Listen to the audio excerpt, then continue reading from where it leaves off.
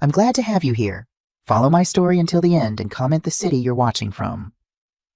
It was a crisp October evening in Austin when my doorbell chimed. I smoothed my cardigan and took a deep breath, trying to calm the flutter of nerves in my stomach. After months of hearing about her, I was finally going to meet the mysterious Spanish woman who had captured my son's heart. I, Jennifer Brown, had spent the afternoon preparing Jacob's favorite foods pot roast with all the trimmings, homemade apple pie cooling on the counter. At 62, I still found comfort in the kitchen, a habit from my 30 years teaching Spanish at Austin High before retirement. My late husband Robert had always said my cooking could solve international crises. I smiled at the memory as I opened the front door. "Mom," Jacob's familiar voice filled the entryway as he wrapped me in a warm hug. At 35, my son had grown into a handsome man with his father's height and my stubborn chin. The software engineering career had been good to him after a string of romantic disappointments had left him cautious and reserved. But the woman standing slightly behind him was anything but reserved. "Mrs. Brown," she said, stepping forward and taking both my hands in hers. "I am Mia Garcia. Jacob has told me so much about you. I am so excited to finally meet the woman who raised such a wonderful man." Mia was everything Jacob had described in his breathless phone calls: petite, elegant, with dark hair cascading over her shoulders in glossy waves. Her accent was melodic, tinged with just enough Spanish inflection to be charming rather than difficult to understand. Her smile seemed to light up her entire face. "Please, call me Jennifer," I replied, returning her smile. "Come in, both of you. Dinner's almost ready." As they stepped inside, I couldn't help noticing how Mia's eyes took in everything: the family photographs on the mantelpiece, the comfortable but well-maintained furnishings, the small collection of pottery I'd brought back from my travels through Spain decades earlier. "Your home is lovely," Mia said, pausing before a photo of Robert. "Is this Jacob's father? He has his eyes." "Yes, that's Robert. He passed away 5 years ago. Jacob told me. I am sorry for your loss. 5 years is not so long for the heart." I was touched by her perception. After my string of encounters with Jacob's previous girlfriends, women who could barely remember my name, Mia's genuine interest in our family felt refreshing. During dinner, Mia asked thoughtful questions about my teaching career, my time in Spain, and the family history behind various heirlooms visible around the dining room. She helped clear plates without being asked, and complimented each dish with what seemed like sincere appreciation. "Mom spent 4 years in Madrid after college," Jacob said proudly, reaching for Mia's hand across the table. "She taught English there before coming back to Texas to teach Spanish here." "Really?" Mia's perfectly arched eyebrows rose with interest. "Your Spanish must be excellent then," I smiled modestly. "That was many years ago. I'm afraid it's quite rusty now." "Nonsense," Jacob interjected. "Mom won the district's Language Teacher of the Year award 7 times. She's just being humble." "Mia speaks 5 languages fluently," he added, squeezing her hand. "She's been teaching me Spanish, though I'm terrible at it."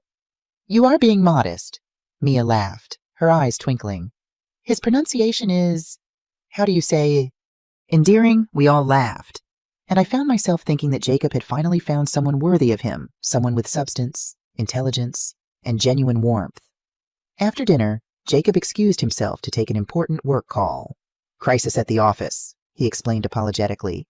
"Shouldn't take more than 10 minutes." As he disappeared into the hallway, I began gathering plates to take to the kitchen. Mia immediately stood to help.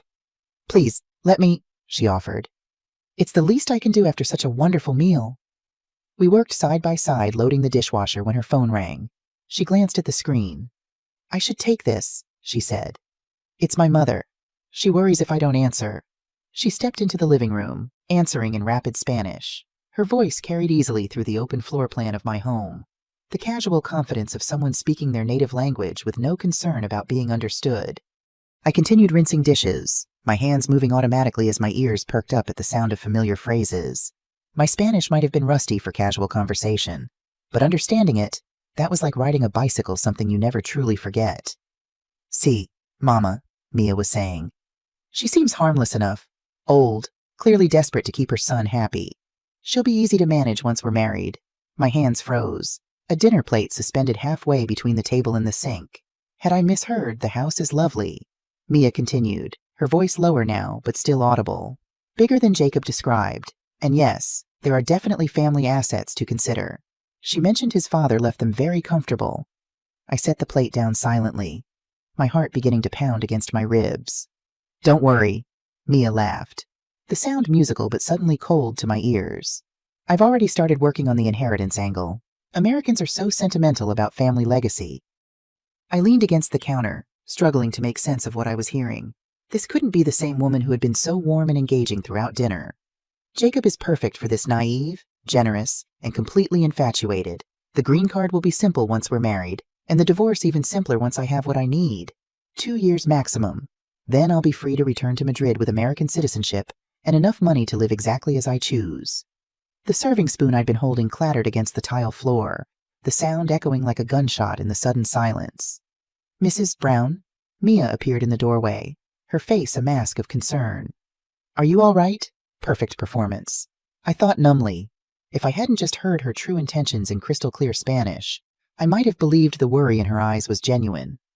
Just clumsy, I managed, kneeling to retrieve the spoon, despite the protest from my knees.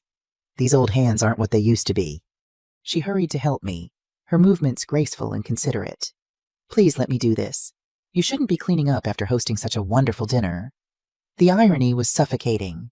This woman had just finished explaining to her mother how she planned to manipulate and eventually rob my son, and now she was helping me clean up dropped utensils with the tenderness of a caring daughter-in-law. I have much experience with cleaning, she said with a self-deprecating laugh. I worked in hotels in Barcelona before meeting Jacob. Very humbling work, but it taught me to appreciate when others make effort for me. Another lie delivered with such sincerity that I almost believed it myself. Almost. Jacob returned from his call, apologizing profusely. Sorry about that. Crisis at the site, but it's handled now. He surveyed the scene of us cleaning up together and his face lit up. Look at you two already acting like family. Mia stood gracefully, disposing of the paper towel she'd used to wipe the floor. Your mother is wonderful. Jacob. So warm and welcoming. I feel very lucky. She was good, professionally good. Every gesture, every expression, every carefully chosen word was designed to reinforce the narrative she'd constructed, the grateful foreign girl, charmed by American family values and eager to belong. I found my voice somehow. Well, aren't you sweet? Jacob's right. You do seem like family already. We settled in the living room with coffee, and Mia regaled us with what I now knew were carefully crafted stories about her life in Spain, the struggling artist narrative, the difficult childhood that made her appreciate Jacob's stability, the dreams of building a life in America with the right partner. Every word was calculated, designed to hit Jacob's protective instincts and his desire to rescue, and it was working beautifully. My son hung on every syllable, his eyes soft with the kind of love that makes smart men do incredibly stupid things. Tell Mom about the visa situation, Jacob prompted gently. She might have some insights. She's always been good at navigating bureaucracy.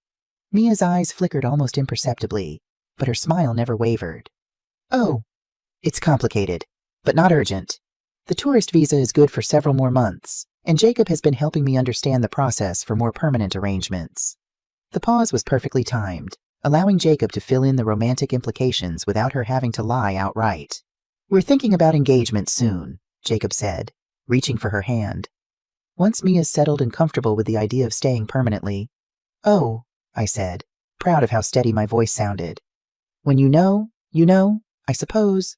Mia ducked her head modestly. I never expected to find someone like Jacob. Sometimes the heart surprises us. Indeed. My heart had definitely been surprised tonight, just not in the way she meant. As the evening wound down and Jacob walked Mia to her car, I stood at the window watching them embrace. She was saying something that made him laugh, probably spinning another beautiful lie about their future together. He looked so happy, so hopeful, so completely unaware that the woman in his arms saw him as nothing more than a stepping stone to American citizenship and whatever money she could extract from our family. The question was, what was I going to do about it? I didn't sleep that night. Instead, I sat in Robert's old study, surrounded by financial documents and family records, trying to understand exactly what Mia thought she was targeting. Robert had been a careful man, methodical in his approach to financial security. Our assets weren't flashy, but they were substantial. The house alone was worth close to $800,000, sitting on 2 acres in one of Austin's most desirable neighborhoods. The investment portfolios, retirement accounts, and life insurance policies painted a picture of comfortable upper-middle-class wealth. Nothing extravagant, but certainly enough to tempt someone with Mia's apparent agenda. What chilled me most was how efficiently she'd assessed our situation. One dinner and she'd already calculated inheritance angles and timeline strategies. This wasn't impulsive opportunism. This was professional predation. As dawn painted the sky in watercolor hues, I made two decisions. First, I would not tell Jacob what I'd overheard. Not yet. He was so deeply infatuated that any accusation from me would only drive him closer to her. Cast me as the jealous mother who couldn't accept her son's happiness. I'd seen enough Lifetime movies to know how that story ended. Second, I needed to know exactly who Mia Garcia really was. The next morning, my phone rang just as I was pouring my second cup of coffee. Jacob's name flashed on the screen, and my heart clenched with guilt. How do you talk to your child when you know something that will devastate them, but can't prove it yet? Morning, Mom. Thanks again for last night. Mia couldn't stop talking about how wonderful you were. I bet she couldn't. She's lovely, sweetheart, I said, the lie tasting bitter on my tongue. I can see why you're so taken with her. I'm thinking about proposing soon, he said, his voice bright with excitement. Maybe Christmas. I know it's fast, but when it's right, it's right. Christmas. 2 months away. My stomach nodded. That's wonderful news. Jacob, have you thought about what kind of proposal where you might do it? As he chatted about his romantic plans, I was calculating timelines in my head. If they married quickly after the holidays, she'd have her green card application filed by spring. 2 years later, she'd be eligible for permanent residency. 3 years after that, full citizenship. Then the divorce. Carefully timed to maximize her take from community property. 5 years. She was planning to systematically destroy my son's life over 5 years. Mom, you still there? Sorry, darling, just thinking about how happy this makes me. The lie came easier than expected. Have you met her family yet? Her parents? Not in person, but we video chat with them sometimes. They live in Barcelona. Her father's a retired teacher. Her mother works in local government. Very traditional family, which is why she's being careful about the engagement timeline. They want to meet me properly first. Traditional family. If they truly existed, they were probably horrified by their daughter's immigration fraud scheme. Or maybe they were in on it, coaching her through her long-distance destruction of an American family. That sounds reasonable, I said carefully. Maybe you should visit them before proposing. Really understand where she comes from. Actually, they're planning to visit us next month. Mia wanted them to meet you before we make anything official. She values family approval. Of course, she did. Meet the Marks family, charm the parents, establish herself as the perfect future daughter-in-law, then spring the engagement and rush toward marriage before anyone had time to ask difficult questions. After Jacob hung up, I sat staring into my cooling coffee, feeling the weight of impossible choices. I could hire a private investigator, but that felt like crossing a line that would damage my relationship with Jacob. Regardless of what we found, I could confront Mia directly, but she was clearly skilled at manipulation, and I had only an overheard phone conversation as evidence. Or I could be patient, play the long game. Let her think she was winning while I gathered the information I needed to expose her completely. That's when I remembered my niece, Emma Martinez, my sister's youngest daughter who worked for the State Department in visa services. Family connections could be remarkably useful when you needed to understand immigration fraud. An hour later, I was sitting across from Emma at our favorite cafe, stirring my iced tea slowly as she studied my face with concern. Aunt Jennifer, you're putting me in a very difficult position, Emma said, her voice careful. I'm not asking you to do anything inappropriate, I replied. I just want to understand the general process. Educational purposes only. Emma laughed despite herself. Educational purposes, right?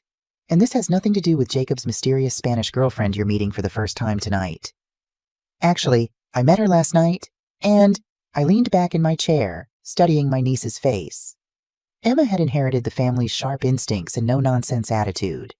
If anyone could help me navigate this situation without judging me or thinking I was a paranoid old woman, it was her. Tell me what you know, she said quietly. Everything. So I did. The overheard phone conversation, the calculated charm, the timeline for marriage and citizenship. Everything.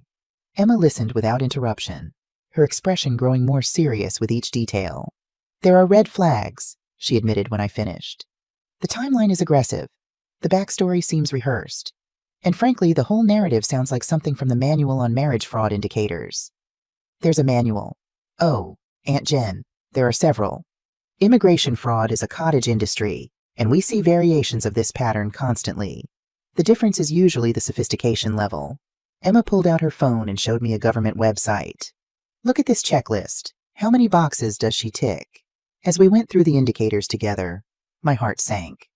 Mia wasn't just suspicious. She was practically a case study in marriage fraud rushed timeline, financial motivation, limited verifiable background, age gap that favored the immigrant, and emotional manipulation of the American partner.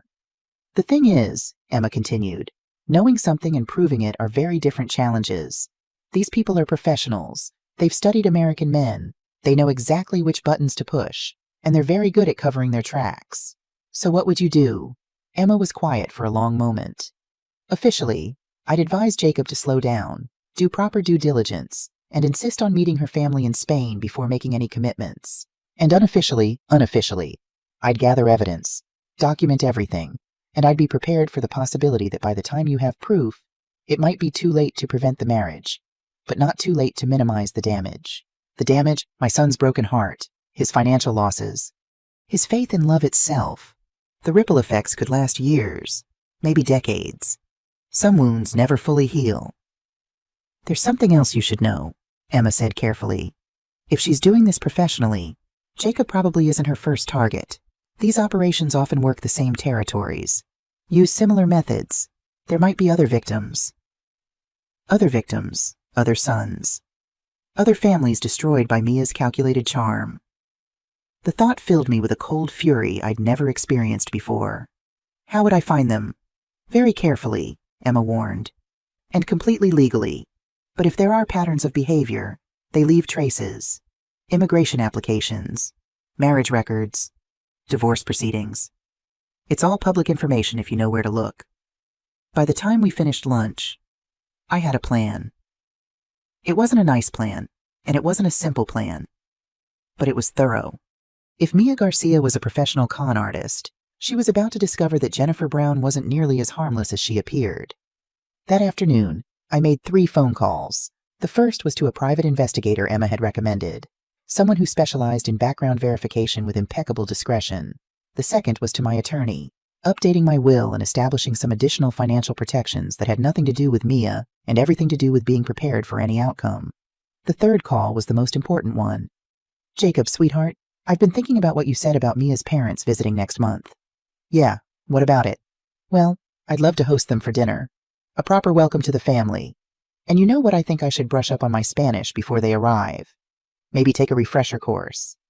I'd hate for them to think I wasn't making an effort. Rain pattered against my bedroom window that night, a gentle soundtrack to my racing thoughts. The digital clock on my nightstand flipped to 2:17 a.m., mocking my attempts at sleep. I'd been staring at the ceiling for hours, my mind replaying every moment of Mia's visit like a detective reviewing surveillance footage. The family photo she'd paused at, was she calculating inheritance? The questions about Robert, were they genuine sympathy or asset assessment? The way she'd helped with dinner, was that kindness or just part of her performance? I reached for the glass of water on my nightstand, my throat dry from worry.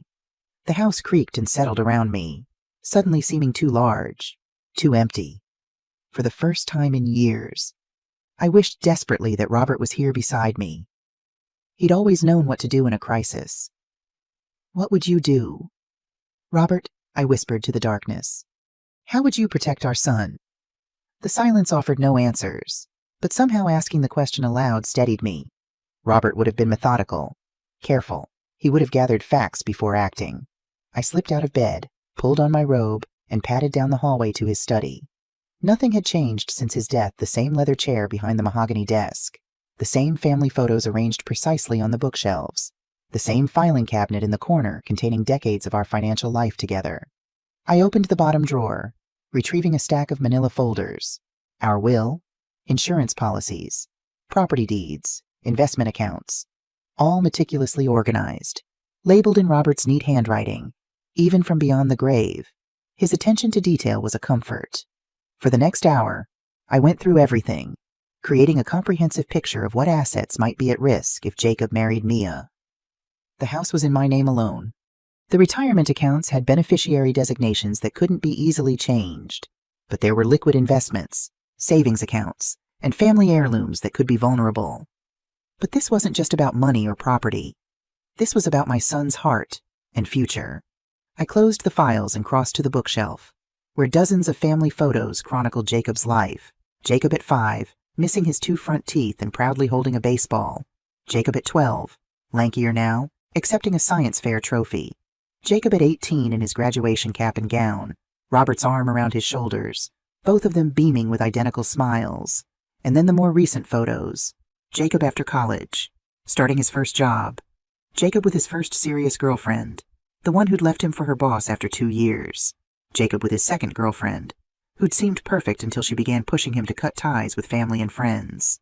Jacob alone at 30, his smile not quite reaching his eyes after that painful breakup. The pattern emerged clearly now. My son, for all his intelligence and success, had a history of choosing women who took advantage of his generosity and trusting nature. Mia was just the latest and possibly most dangerous in this pattern.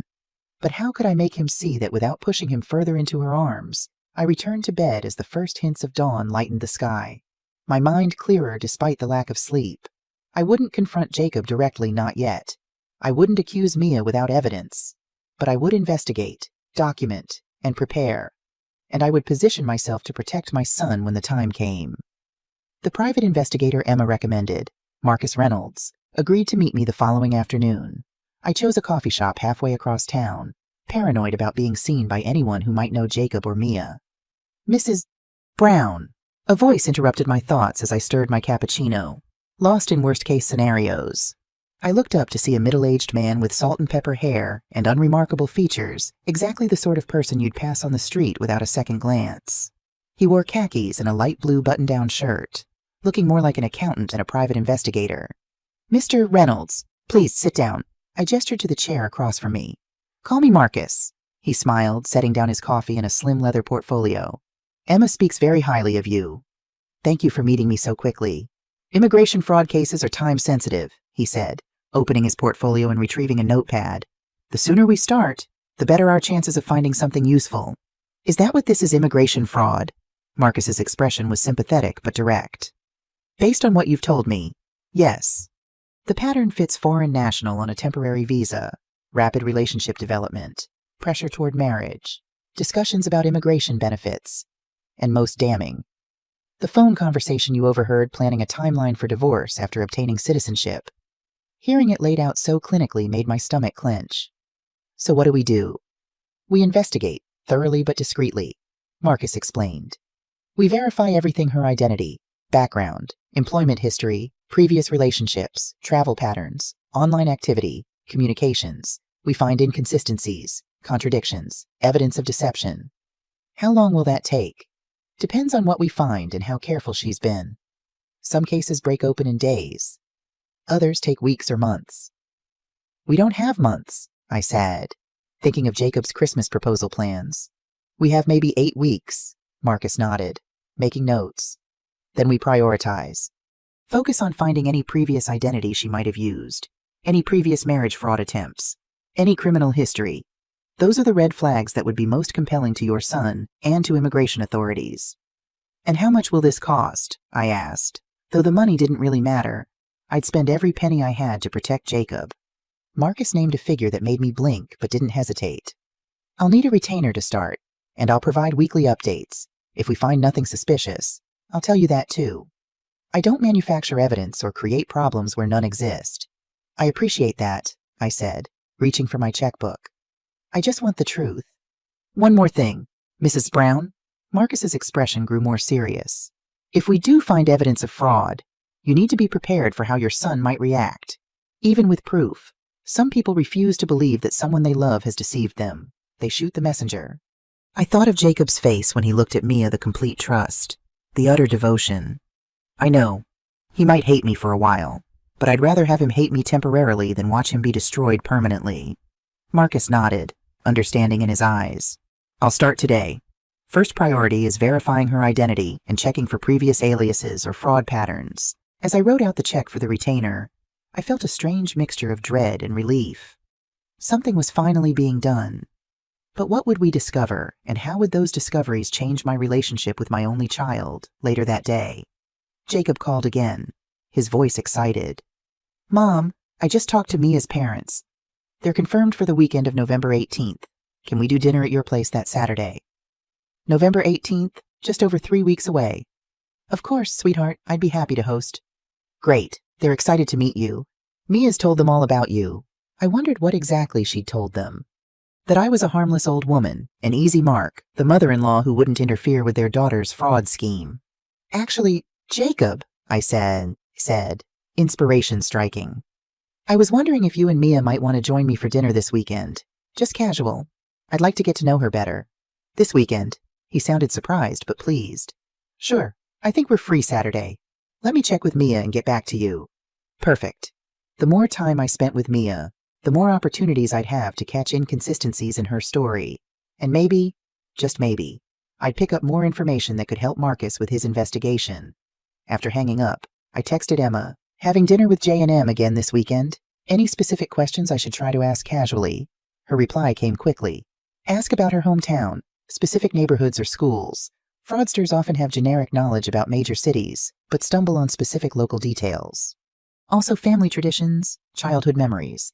Those are harder to fabricate convincingly. I made mental notes, already planning the conversation. Then I opened my laptop and began my own research. If Mia was going to study my family for vulnerabilities, I would study her supposed home city just as thoroughly. By the time Saturday arrived, I could discuss Barcelona's neighborhoods, local festivals, and regional cuisine with enough knowledge to potentially catch her in a lie. I'd also spent hours practicing Spanish conversation with an online tutor, refreshing vocabulary and pronunciation I hadn't used in years. Mia arrived on Jacob's arm, as elegantly dressed as before, bringing a bouquet of flowers and a bottle of Spanish wine. A small thank you for having us again so soon, she said, kissing my cheek. It's so kind of you to want to know me better. If only she knew my true motivations. Dinner was a careful dance of conversation, with me inserting questions about Barcelona between discussions of Jacob's work and my gardening projects. Mia handled most of them smoothly, but I caught a flicker of hesitation when I asked about a specific local festival. Oh, La Merced, she recovered quickly. Yes, it's wonderful. The fire runs are spectacular, but it was the smallest pause. The briefest shadow across her features that gave me hope. There were cracks in her performance. I just needed to find more of them. After dinner, as Jacob helped me clear the table, Mia excused herself to take a call. My mother, she explained, stepping onto the back porch. She likes her weekend update. As soon as the door closed behind her, Jacob turned to me, his face alight. What do you think? She's amazing, right? The hope in his eyes nearly broke my resolve. She's certainly charming, I said carefully. But his smile faltered. I can hear a but in your voice. No but, I lied. I just want to make sure you're not rushing into anything. You've only known her for 6 months. When it's right, Mom, he said, the same phrase he'd used with his last girlfriend. Mia's different from anyone I've ever met. That much, at least, was true. His previous girlfriends had been opportunistic, but not calculated criminals if my suspicions about Mia were correct. I just want you to be happy, sweetheart. That, at least, was completely honest. Jacob hugged me, oblivious to the war being waged in my heart. I am happy, Mom, happier than I've ever been. Through the kitchen window, I could see Mia pacing on the porch, gesturing as she spoke into her phone. Was she updating her mother on the latest developments, reporting to whoever was orchestrating this fraud, planning the next steps in her scheme to marry my son, take what she could, and discard him? I watched her laugh at something said on the other end of the call. Her face transformed by an expression I hadn't seen before, harder, more calculating than anything she showed around Jacob. In that unguarded moment, I glimpsed the real woman behind the mask, and my determination solidified. I would save my son from her, no matter what it took. The following Tuesday, my phone rang with a number I didn't recognize. I answered cautiously. Mrs. Brown, it's Marcus Reynolds. I have some preliminary information. Can you meet today? My heart raced. Yes, of course. Same place. No, he said, his voice low. Let's be more careful. There's a bookstore on South Congress. Book People, 3rd floor, travel section. 2 p.m. Bring a guidebook to Spain and pretend to browse. The cloak and dagger approach seemed excessive, but I agreed. For the next 3 hours, I alternated between nervous anticipation and dread. What had Marcus found? Was it proof of fraud? Or would I learn I'd spent thousands of dollars investigating an innocent woman?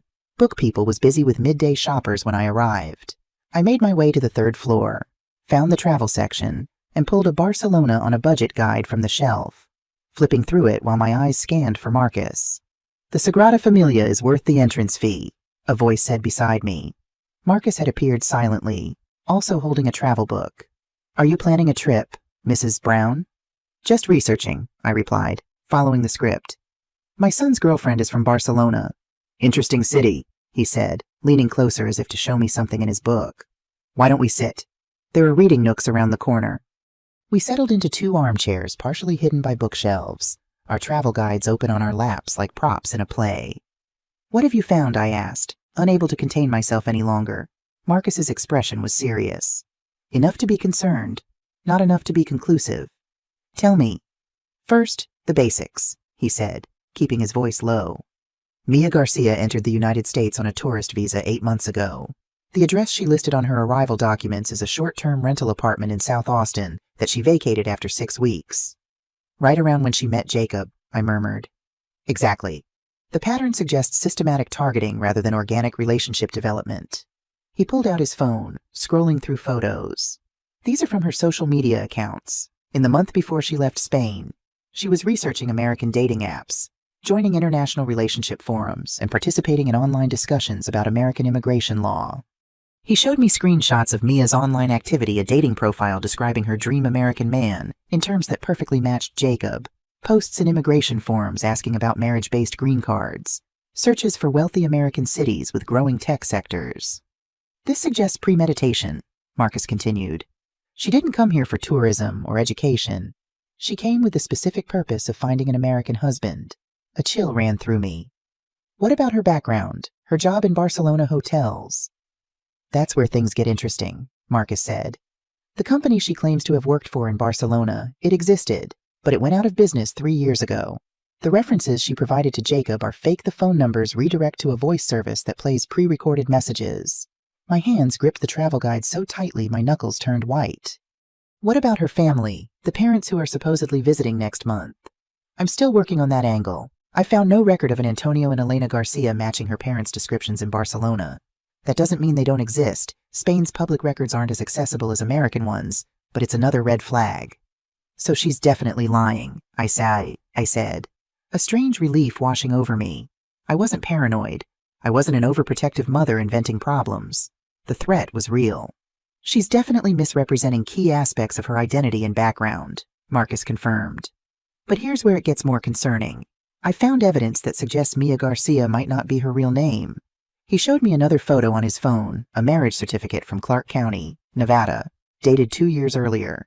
The bride's photo was unmistakably Mia, but the name listed was Maria Fuentes. "This marriage lasted exactly 20 months before ending in divorce," Marcus explained. "Just long enough to secure conditional permanent residency. The husband was a 42-year-old software engineer named Richard Donovan." My blood ran cold. "Jacob is 35 and in software development. Yes. She appears to have a type, or rather a target profile."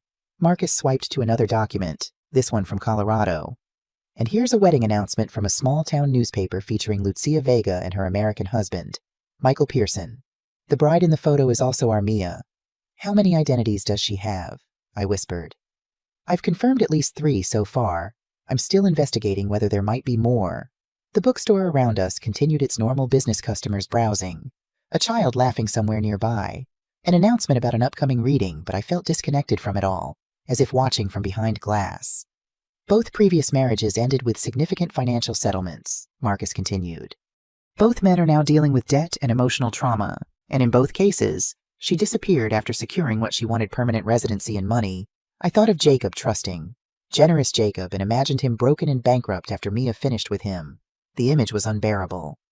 "This isn't just fraud," Marcus said quietly. "It's a criminal enterprise. We're dealing with someone who has destroyed multiple families and shows no signs of stopping." "What do I do with this information?" I asked, my voice barely audible. Marcus leaned forward, his expression serious. "That depends on what kind of outcome you want. Do you want to save Jacob from making a terrible mistake? Or do you want to ensure Mia faces consequences for what she's already done?" "Both," I said without hesitation. "I want both." "Then we need to be strategic," he advised. "Moving too fast could spook her into disappearing before Jacob realizes what's happening. Moving too slow means watching the fraud proceed on schedule. He pulled out a timeline chart from his portfolio. Based on what you've told me, she's planning to introduce her parents next month, probably actors hired to play the role. The engagement will happen shortly after that, with a Christmas proposal that gives them just enough time for a New Year's wedding. New Year's, I repeated, seeing the pattern. Tax advantages, immigration timing, and emotional manipulation, all wrapped up in romantic symbolism. It's textbook, Marcus agreed, closing his portfolio and looking at me directly. The question is, are you prepared to play a longer game than she is? Because what comes next won't be easy for you or for Jacob. That evening, I sat in my garden watching the sunset paint the sky in shades of gold and crimson. Somewhere across town, Jacob was probably having dinner with his fraudulent girlfriend, discussing their future together, completely unaware of her true intentions. Next month, I would sit across from fake parents, speaking my rusty Spanish, and pretending to believe in a love story that was nothing more than an elaborate con. But Mia Garcia, or whatever her real name was, had made one crucial mistake in targeting our family. She'd assumed that a 62-year-old widow would be easy to fool, too polite to question, too grateful for her son's happiness to look too closely at its source.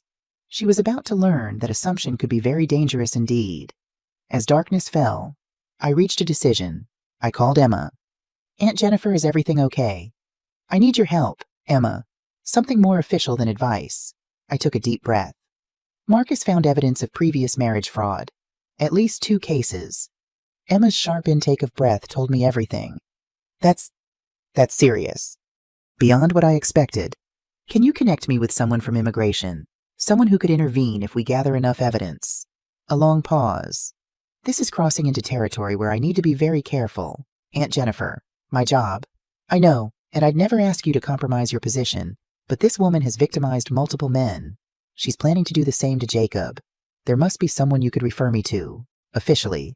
Another silence. Then, there's an agent I've worked with on fraud cases. Sarah Collins. She's good, thorough, discreet, and she actually cares about the victims. I could pass along her contact information, strictly as a professional referral. That's all I'm asking. But Aunt Jennifer, Emma's voice grew serious. Once you involve immigration, you can't control what happens. If they find enough evidence, they won't just warn Jacob, they'll arrest Mia, prosecute her, potentially deport her. Are you prepared for how Jacob might react to that? The question hung in the air between us. Was I ready to be the person who had my son's girlfriend arrested? Would he ever forgive me? But then I thought of the alternative, watching Jacob marry this woman, seeing his heart broken and his finances ruined when she eventually left him. Sometimes love meant making the hardest choices. Yes, I said firmly. I'm prepared. Send me Sarah Collins' information.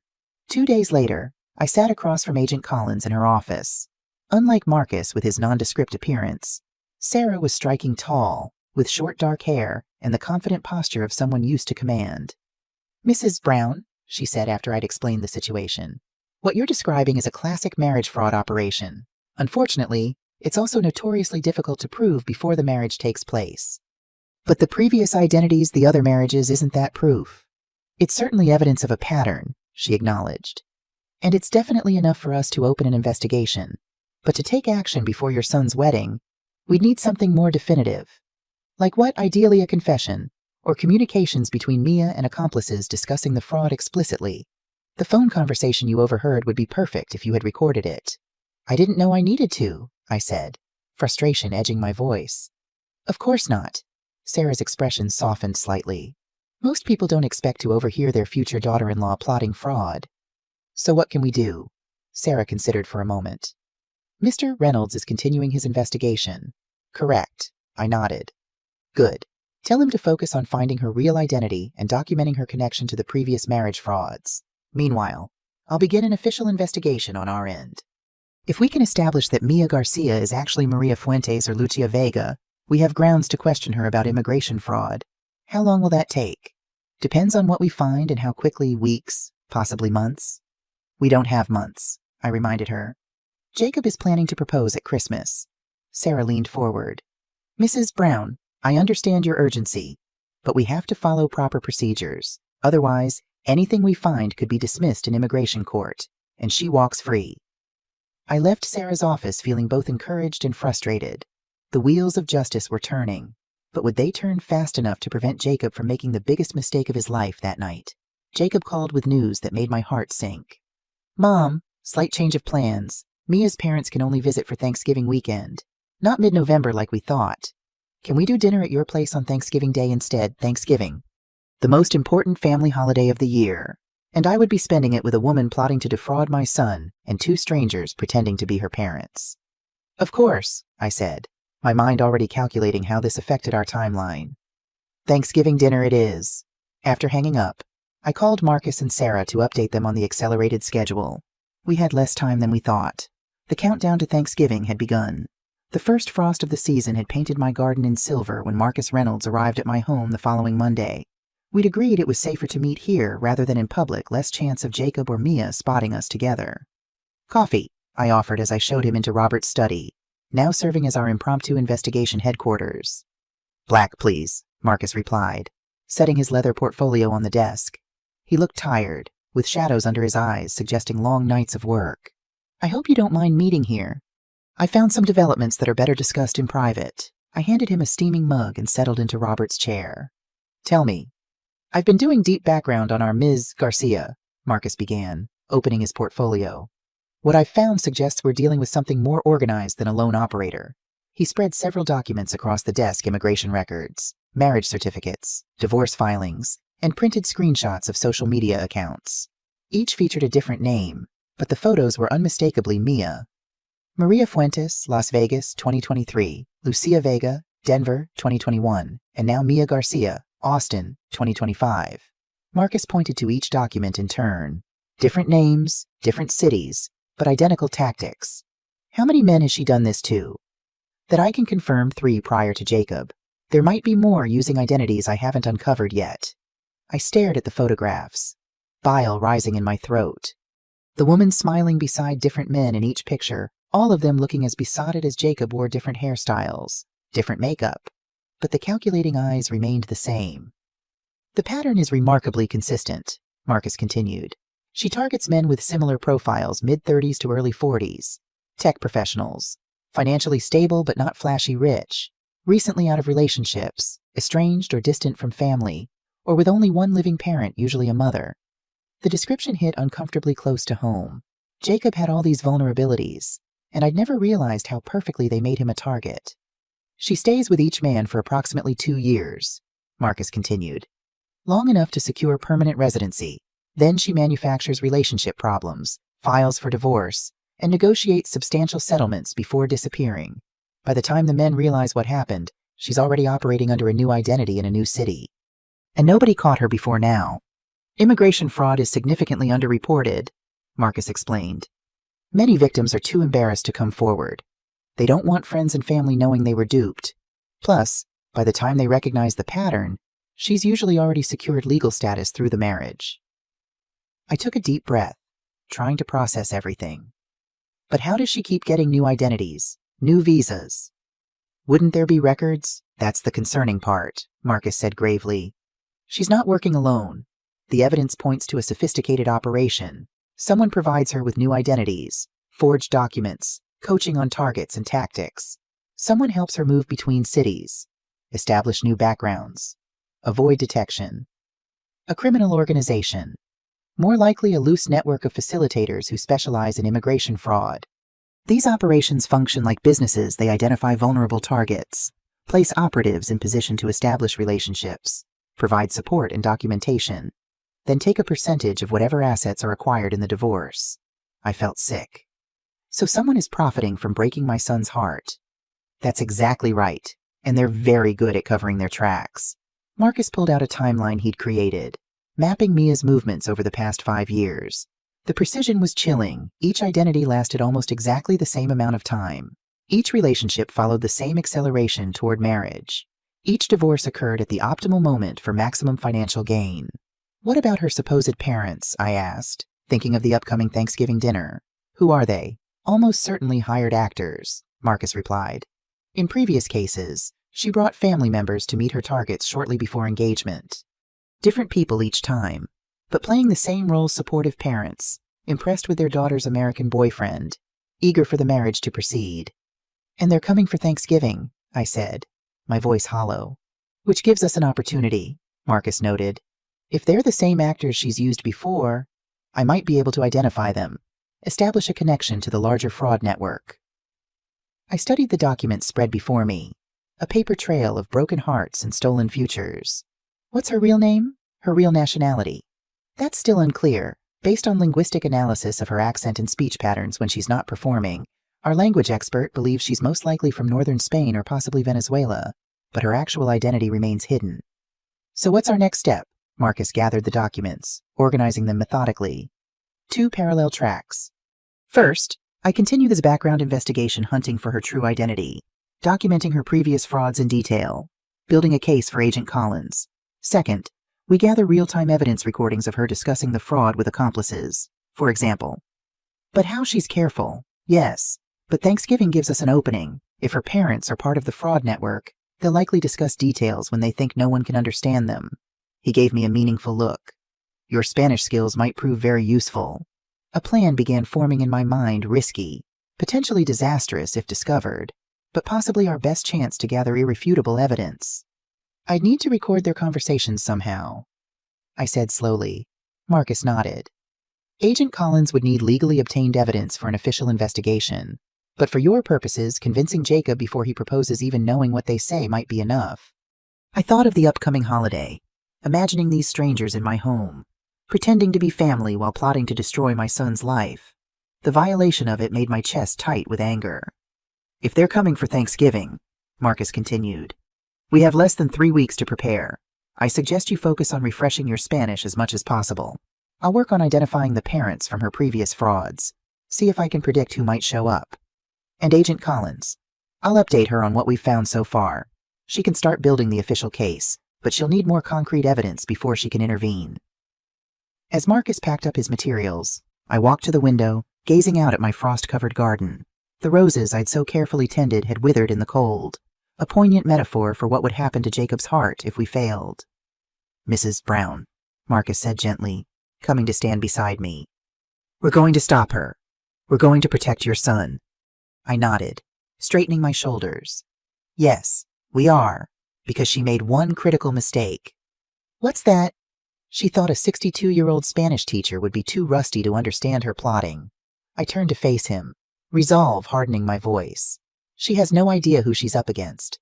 For the next 2 weeks, I devoted myself to preparation.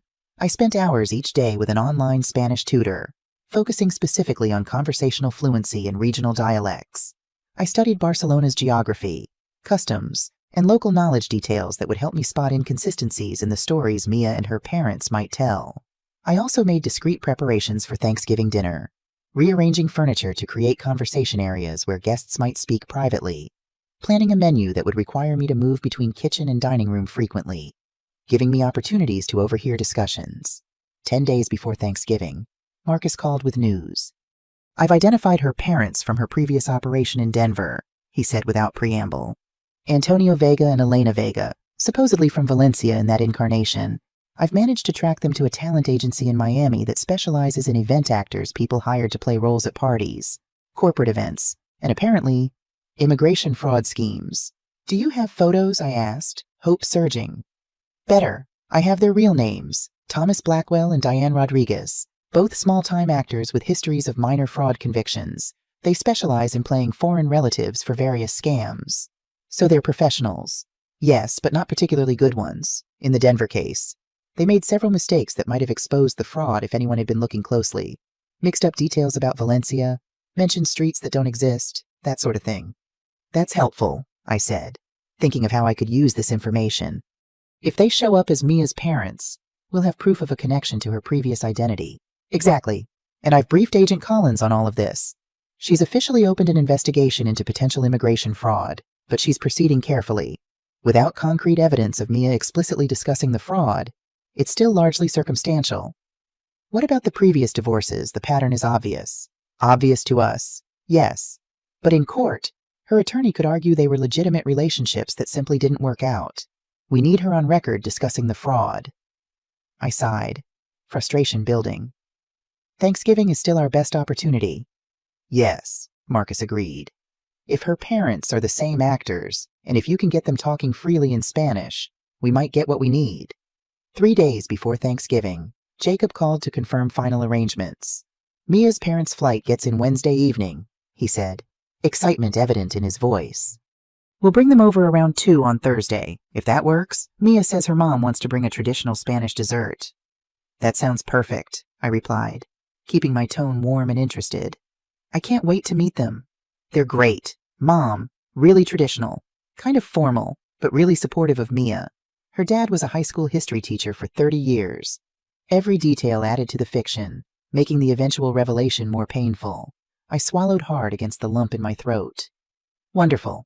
I'll make sure everything's perfect for them. After hanging up, I texted Emma, actors arriving Wednesday, dinner Thursday, wish me luck. Her reply came quickly. Be careful. Don't take unnecessary risks. Remember, we need legally obtained evidence. Thanksgiving morning dawned clear and cold. I'd been up since 5, preparing the turkey, chopping vegetables, and moving through the familiar rhythms of holiday cooking with a sense of surreal detachment. This wasn't just a family celebration. It was a covert operation. At precisely 2 p.m., the doorbell rang. I smoothed my dress, took a steadying breath, and opened the door to greet the people plotting to defraud my son. Mrs. Brown, Mia said, looking elegant in a burgundy dress. I would like you to introduce you to my parents, Antonio and Elena Garcia. Antonio stepped forward with old-world courtesy, taking my hand and kissing it lightly. Senora Brown, we are so honored to meet the mother of the man who has captured our daughter's heart. His accent was perfect, his mannerisms exactly what you'd expect from a retired teacher from Barcelona. Elena embraced me warmly, smelling of expensive perfume and speaking in rapid, enthusiastic Spanish about how wonderful it was to finally meet me. They were good professional level good, but as I listened carefully to their Spanish, I detected something off in their accents. The vowels were slightly wrong, the cadence not quite matching Barcelona's distinctive patterns. Instead, they sounded more like Madrid natives trying to approximate Catalan-influenced Spanish. Please come in, I said in my deliberately rusty Spanish. I apologize for my poor pronunciation. It's been many years since I spoke your beautiful language. The effect was immediate and telling. Mia's eyes flickered with something that might have been concern, while her fake parents exchanged the briefest of glances. They hadn't expected me to speak Spanish at all. Jacob arrived from parking the car, bringing wine and a bouquet of flowers. Aren't they wonderful? Mom? He asked, his face alight with happiness. Absolutely charming, I agreed, leading everyone to the living room where appetizers awaited. As we settled in with drinks, I carefully steered the conversation toward Barcelona, asking innocent questions about neighborhoods and landmarks, watching for any hesitation or confusion in their responses. The Barri Gothic is our favorite area, Elena said smoothly. So much history, so much character. And La Rambla, Antonio added. Though it's become very touristic now. They'd done their homework, at least with the major landmarks, but when I mentioned a smaller neighborhood market I'd visited during my time in Spain, Antonio's eyes showed momentary panic before Mia smoothly intervened. Papa doesn't go to that market often, she explained. It's closer to my mother's work. Throughout appetizers, I maintained my role as the charmed mother-in-law, expressing delight at finally meeting Mia's family, asking gentle questions about their life in Spain, and pretending not to notice the calculated glances they exchanged when discussing certain topics. When I excused myself to check on the turkey, Elena offered to help. Perhaps I can assist with the gravy in Spain. We have a similar tradition with our holiday roasts. In the kitchen, she chatted amiably about Spanish cooking while I basted the turkey. Her knowledge seemed genuine enough, but when she thought I wasn't paying attention, I caught her sending a text message, angling her phone away from my view. Everything okay? I asked innocently. Oh, yes, she replied, quickly pocketing her phone. Just checking on our hotel reservation. There was a small problem with the room. Back in the living room, Antonio was regaling Jacob with stories about teaching history to reluctant teenagers, stories that sounded remarkably similar to ones I'd told about my own teaching career, as if he'd borrowed my experiences and relocated them to Spain. Jacob tells me you were a Spanish teacher, Antonio said as I rejoined them. What a wonderful coincidence. We must compare notes on education in our countries. I'd love that, I replied, watching his face closely. I spent some time in Madrid before teaching, but never made it to Barcelona except for brief visits. Madrid, a beautiful city, he said with practiced enthusiasm. Though, of course, not as beautiful as Barcelona. The pattern continued through dinner, carefully crafted stories, rehearsed answers about Barcelona, and a remarkable ability to redirect any question that might expose gaps in their knowledge. They were good, but not flawless. Small inconsistencies emerged. Elena mentioned a street that didn't connect to the neighborhood they claimed to live in. Antonio described a school tradition that belonged to Madrid, not Barcelona. Most telling of all, when they spoke to each other in Spanish, thinking I couldn't follow their casual conversation, they revealed knowledge and references that belonged to Madrid, not Barcelona. "Pass the salt, would you?" Elena said in Spanish to Antonio. "This American food is so bland." "At least the wine is decent," he replied, also in Spanish. "Though I miss proper Spanish cheese, these Americans have no palate." Meanwhile, in English, they were praising my cooking and expressing delight at experiencing authentic American Thanksgiving hospitality. I maintained my pleasant facade, pretending not to understand their asides while mentally cataloging each slip, each inconsistency, each moment of casual disdain. The moment that confirmed everything came during dessert.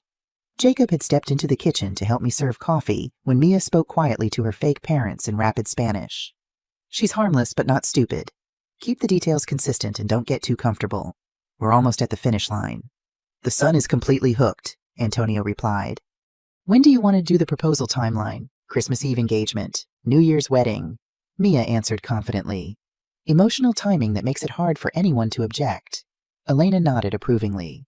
"Perfect. The faster the marriage, the smoother the process. The lawyer has all the immigration paperwork prepared." My hands trembled slightly as I arranged coffee cups on a tray, but years of classroom management had taught me how to control my expressions. They thought they were speaking privately. They thought their secret was safe. They had no idea that the harmless American widow serving them pumpkin pie and coffee understood every calculated word. As the evening wound down and they prepared to leave, Elena took my hands warmly.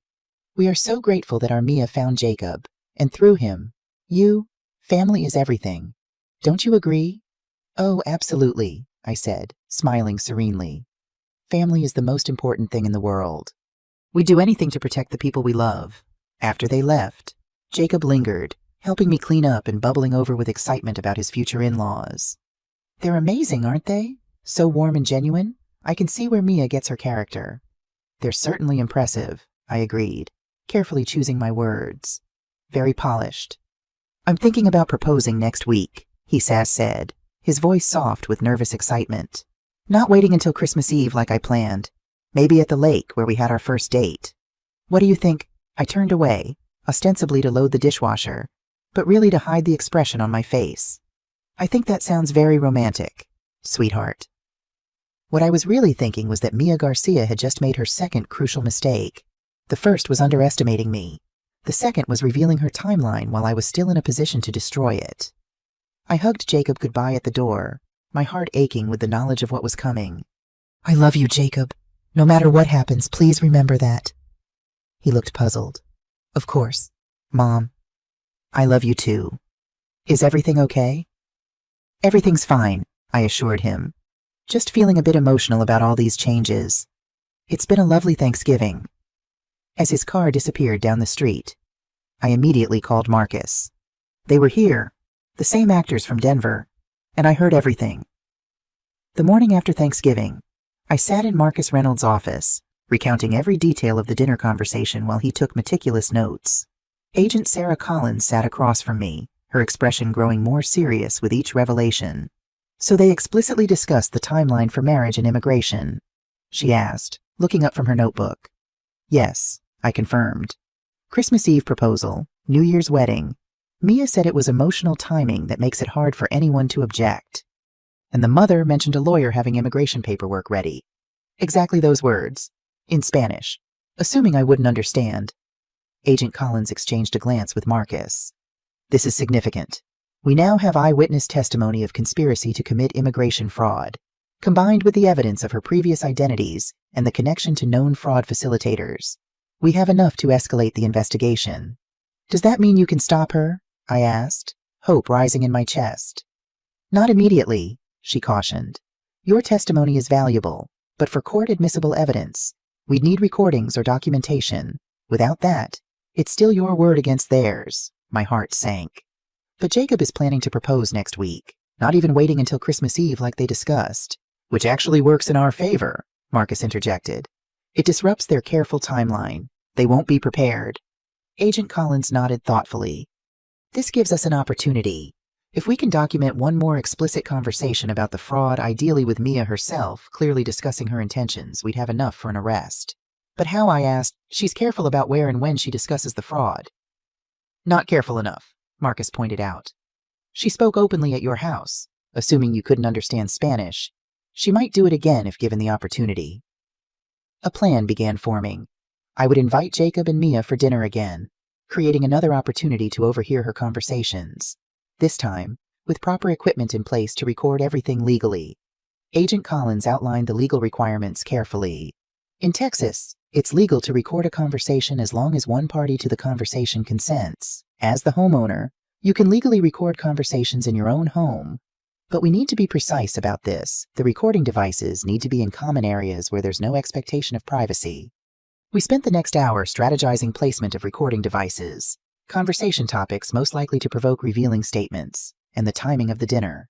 We settled on the coming Sunday just days before Jacob planned to propose. Marcus would provide and install the recording equipment, disguised as ordinary household items.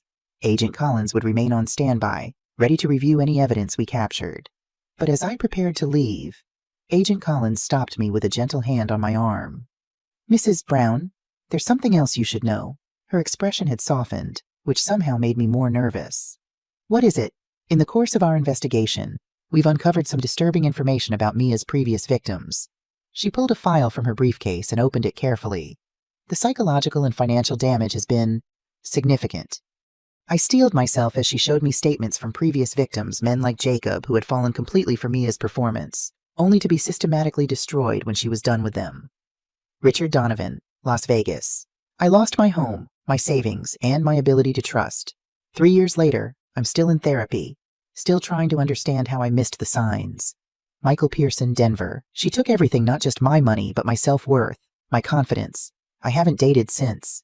I can't risk being that wrong about someone again.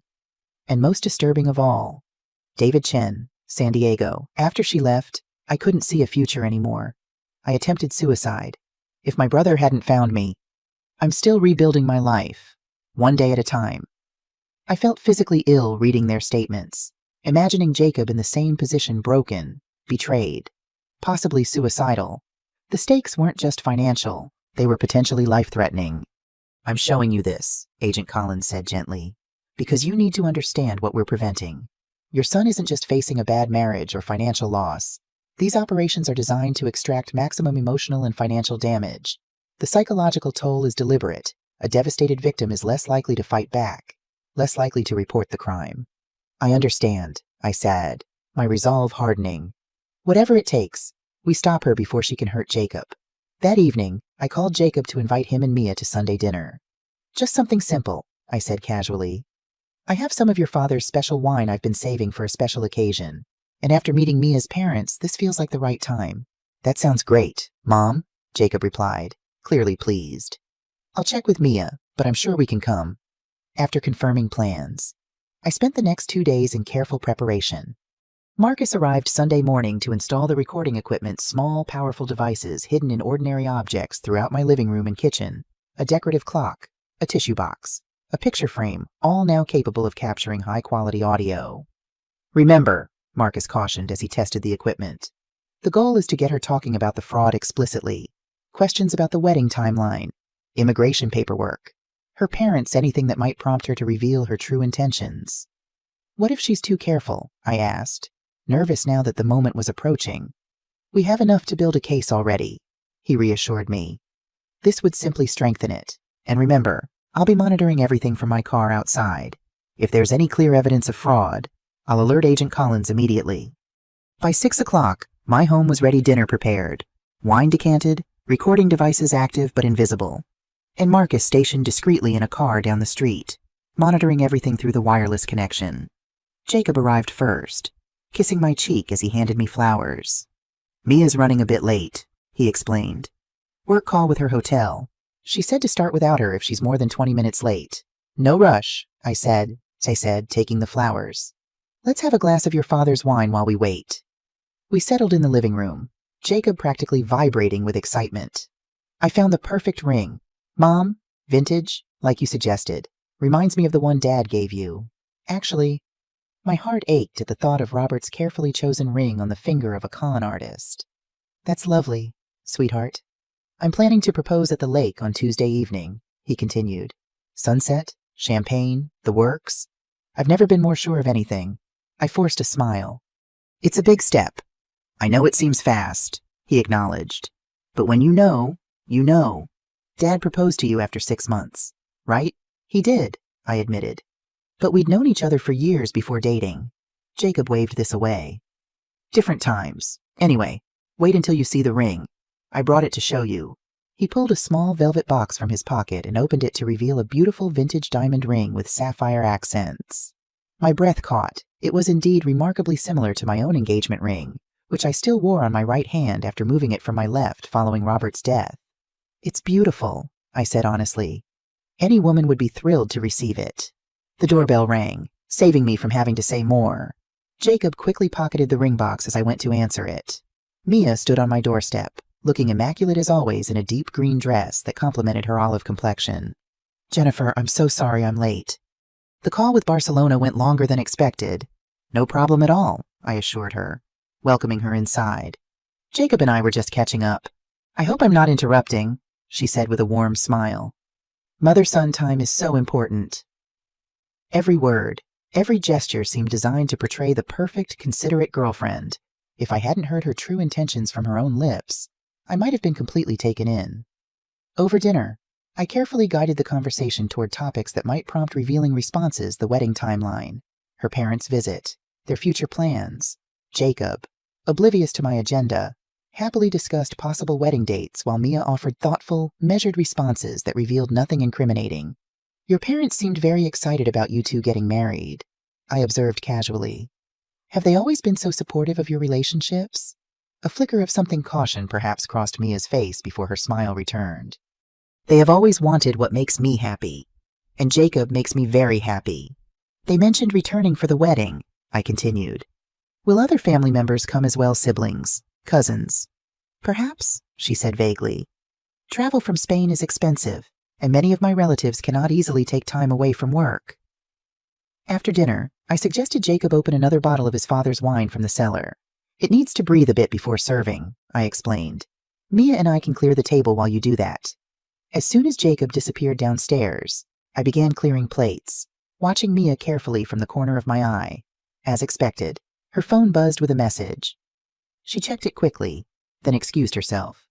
Do you mind if I take this call? It's my mother checking in. Of course not, I said warmly. Take it in the living room. More comfortable there. She stepped into the living room, closing the sliding door partway for privacy, but not completely, another calculated move to appear considerate while maintaining secrets. From the kitchen, I could hear her speaking rapid Spanish, her voice low but clear enough for the hidden recording devices. Yes, everything is proceeding as planned, she was saying. The mother suspects nothing. The son plans to propose Tuesday. I continued loading the dishwasher, straining to hear every word. No, earlier than we discussed, but it's fine. Better, actually. Less time for anyone to interfere. She paused, listening. The lawyer says the prenuptial agreement shouldn't be an issue. His assets are modest but sufficient, and the real target is the mother's inheritance. Once we're married, I can start working on getting access to those funds. My hands trembled with anger as I carefully placed wine glasses in the rack. Not only was she planning to defraud Jacob, but she was already calculating how to access my estate as well. 2 years maximum, she continued, echoing what she'd said during our first meeting. I'll secure permanent residency, then the divorce. The usual settlement should yield at least $500,000 plus whatever I can access of the family assets before then. The casual way she discussed destroying my son's life for profit made me physically ill, but I forced myself to continue working quietly, not alerting her to the fact that I could hear every word. No, the parents were perfect. No one questioned them. The mother speaks a little Spanish, but nothing concerning. She laughed softly. Americans are so trusting. They want to believe in love stories. I heard footsteps on the cellar stairs and quickly moved to the sink, turning on the water to create ambient noise as Jacob returned with the wine. Mia smoothly switched to English, ending her call with, "Love you too, Mama." Yes, I'll tell them. Goodbye. Jacob entered the kitchen, wine bottle in hand. Found it Dad's special vintage. Mia rejoined us, Her transition from calculating con artist to loving girlfriend seamless. Your mother was just telling me about your childhood home. It sounds wonderful. The rest of the evening proceeded normally: wine, dessert, pleasant conversation about nothing consequential. I maintained my role as the charmed future mother-in-law while silently counting the minutes until they would leave and I could contact Marcus and Agent Collins.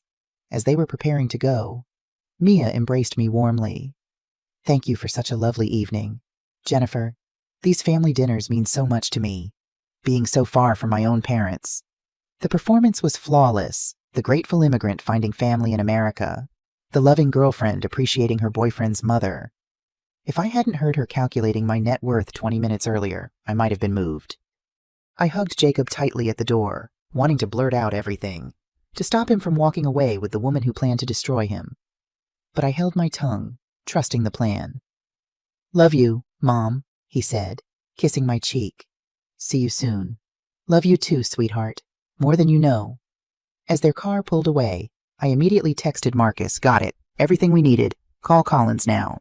Marcus arrived at my house 20 minutes later, Agent Collins following close behind. They moved with the efficient urgency of people who knew time was critical. The recordings are excellent, Marcus confirmed, setting up his laptop on my dining table.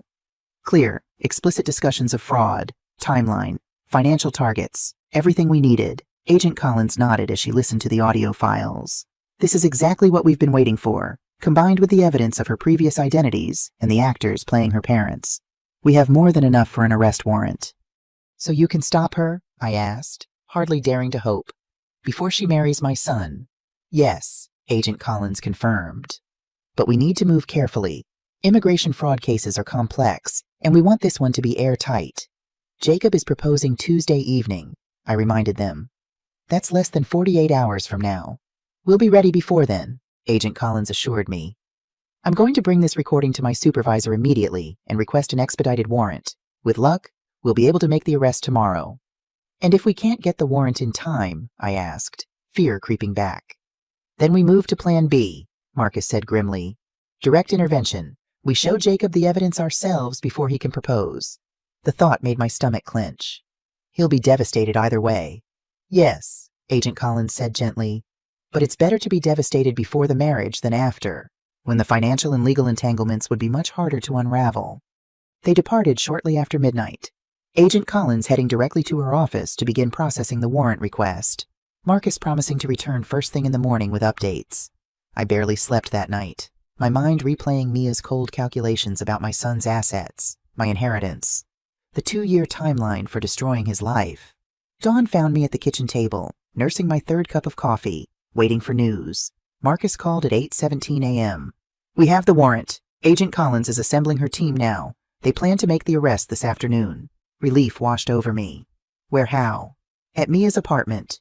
Clean, simple, away from Jacob. They'll bring her in for questioning, confront her with the evidence, and offer her a choice: cooperate with the investigation into the larger fraud network or face maximum charges. What about Jacob? The most important question. Marcus hesitated. That's more complicated. Agent Collins believes it's better if law enforcement explains the situation to him, presents the evidence officially. It's less likely he'll dismiss it as a misunderstanding or a mistake. I should be there, I insisted. He'll need me. Of course, Marcus agreed. But let Agent Collins lead the conversation. This is going to be hard enough for him without feeling like his mother orchestrated it all. The plan was set. At 2 p.m., immigration agents would arrest Mia at her apartment. At 3 p.m., Agent Collins would meet Jacob at his office, explain the situation, and bring him to my house where I would be waiting with Marcus and the evidence. I spent the morning in a state of anxious anticipation, alternating between relief that the fraud would be stopped and dread about how Jacob would take the news. Would he blame me for not telling him sooner? Would he believe the evidence? Or would his love for Mia blind him to her true nature? At precisely 2:05 p.m., my phone rang. Agent Collins' name flashed on the screen. We have a problem, she said without preamble. Mia's not at her apartment. According to her neighbors, she left early this morning with luggage. My blood ran cold. She's running. It looks that way. We're checking airports, bus stations, and car rental agencies now, and we've put an alert on her passport and known aliases. Jacob, I said, panic rising. Has anyone contacted Jacob? Not yet. We wanted to apprehend her first. Avoid tipping our hand. Agent Collins' voice was professionally calm but tinged with concern.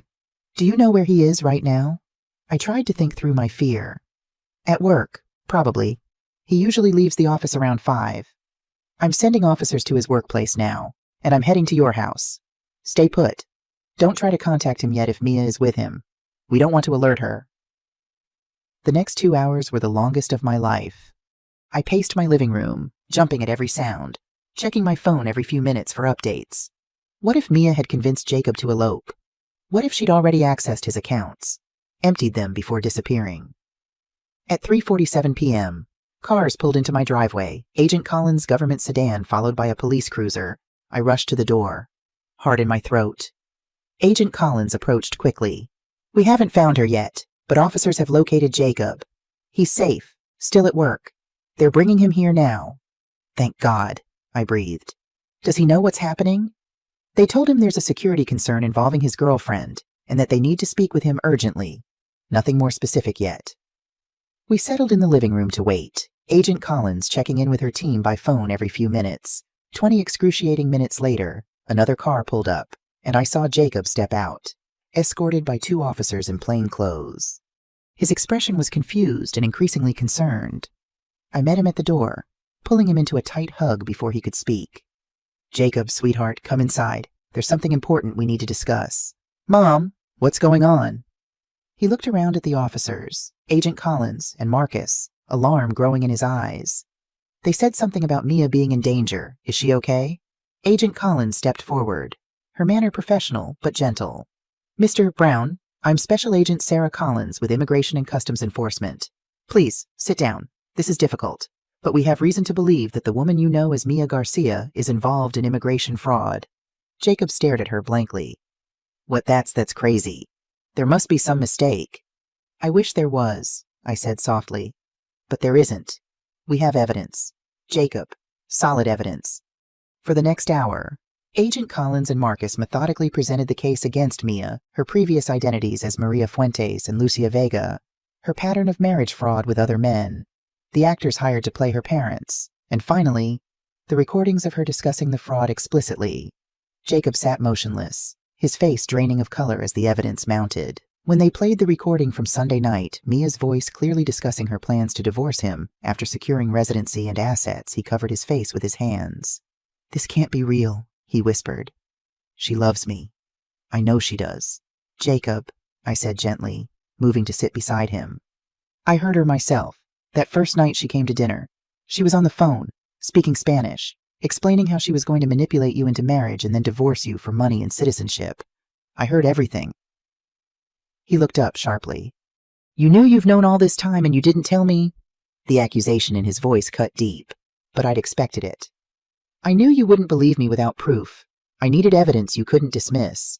So instead you investigated my girlfriend behind my back. His voice cracked with pain. Had her followed, recorded her conversations, got the federal government involved. Agent Collins intervened. Mr. Brown, your mother was protecting you from a sophisticated criminal operation. Mia Garcia, or whatever her real name is, has done this before, multiple times. She's destroyed men's lives, taken their money, broken their hearts, and moved on to the next target. I don't believe it, Jacob insisted, but his voice lacked conviction now. There has to be an explanation. Marcus pulled out his laptop. Perhaps seeing her with her other husbands might help.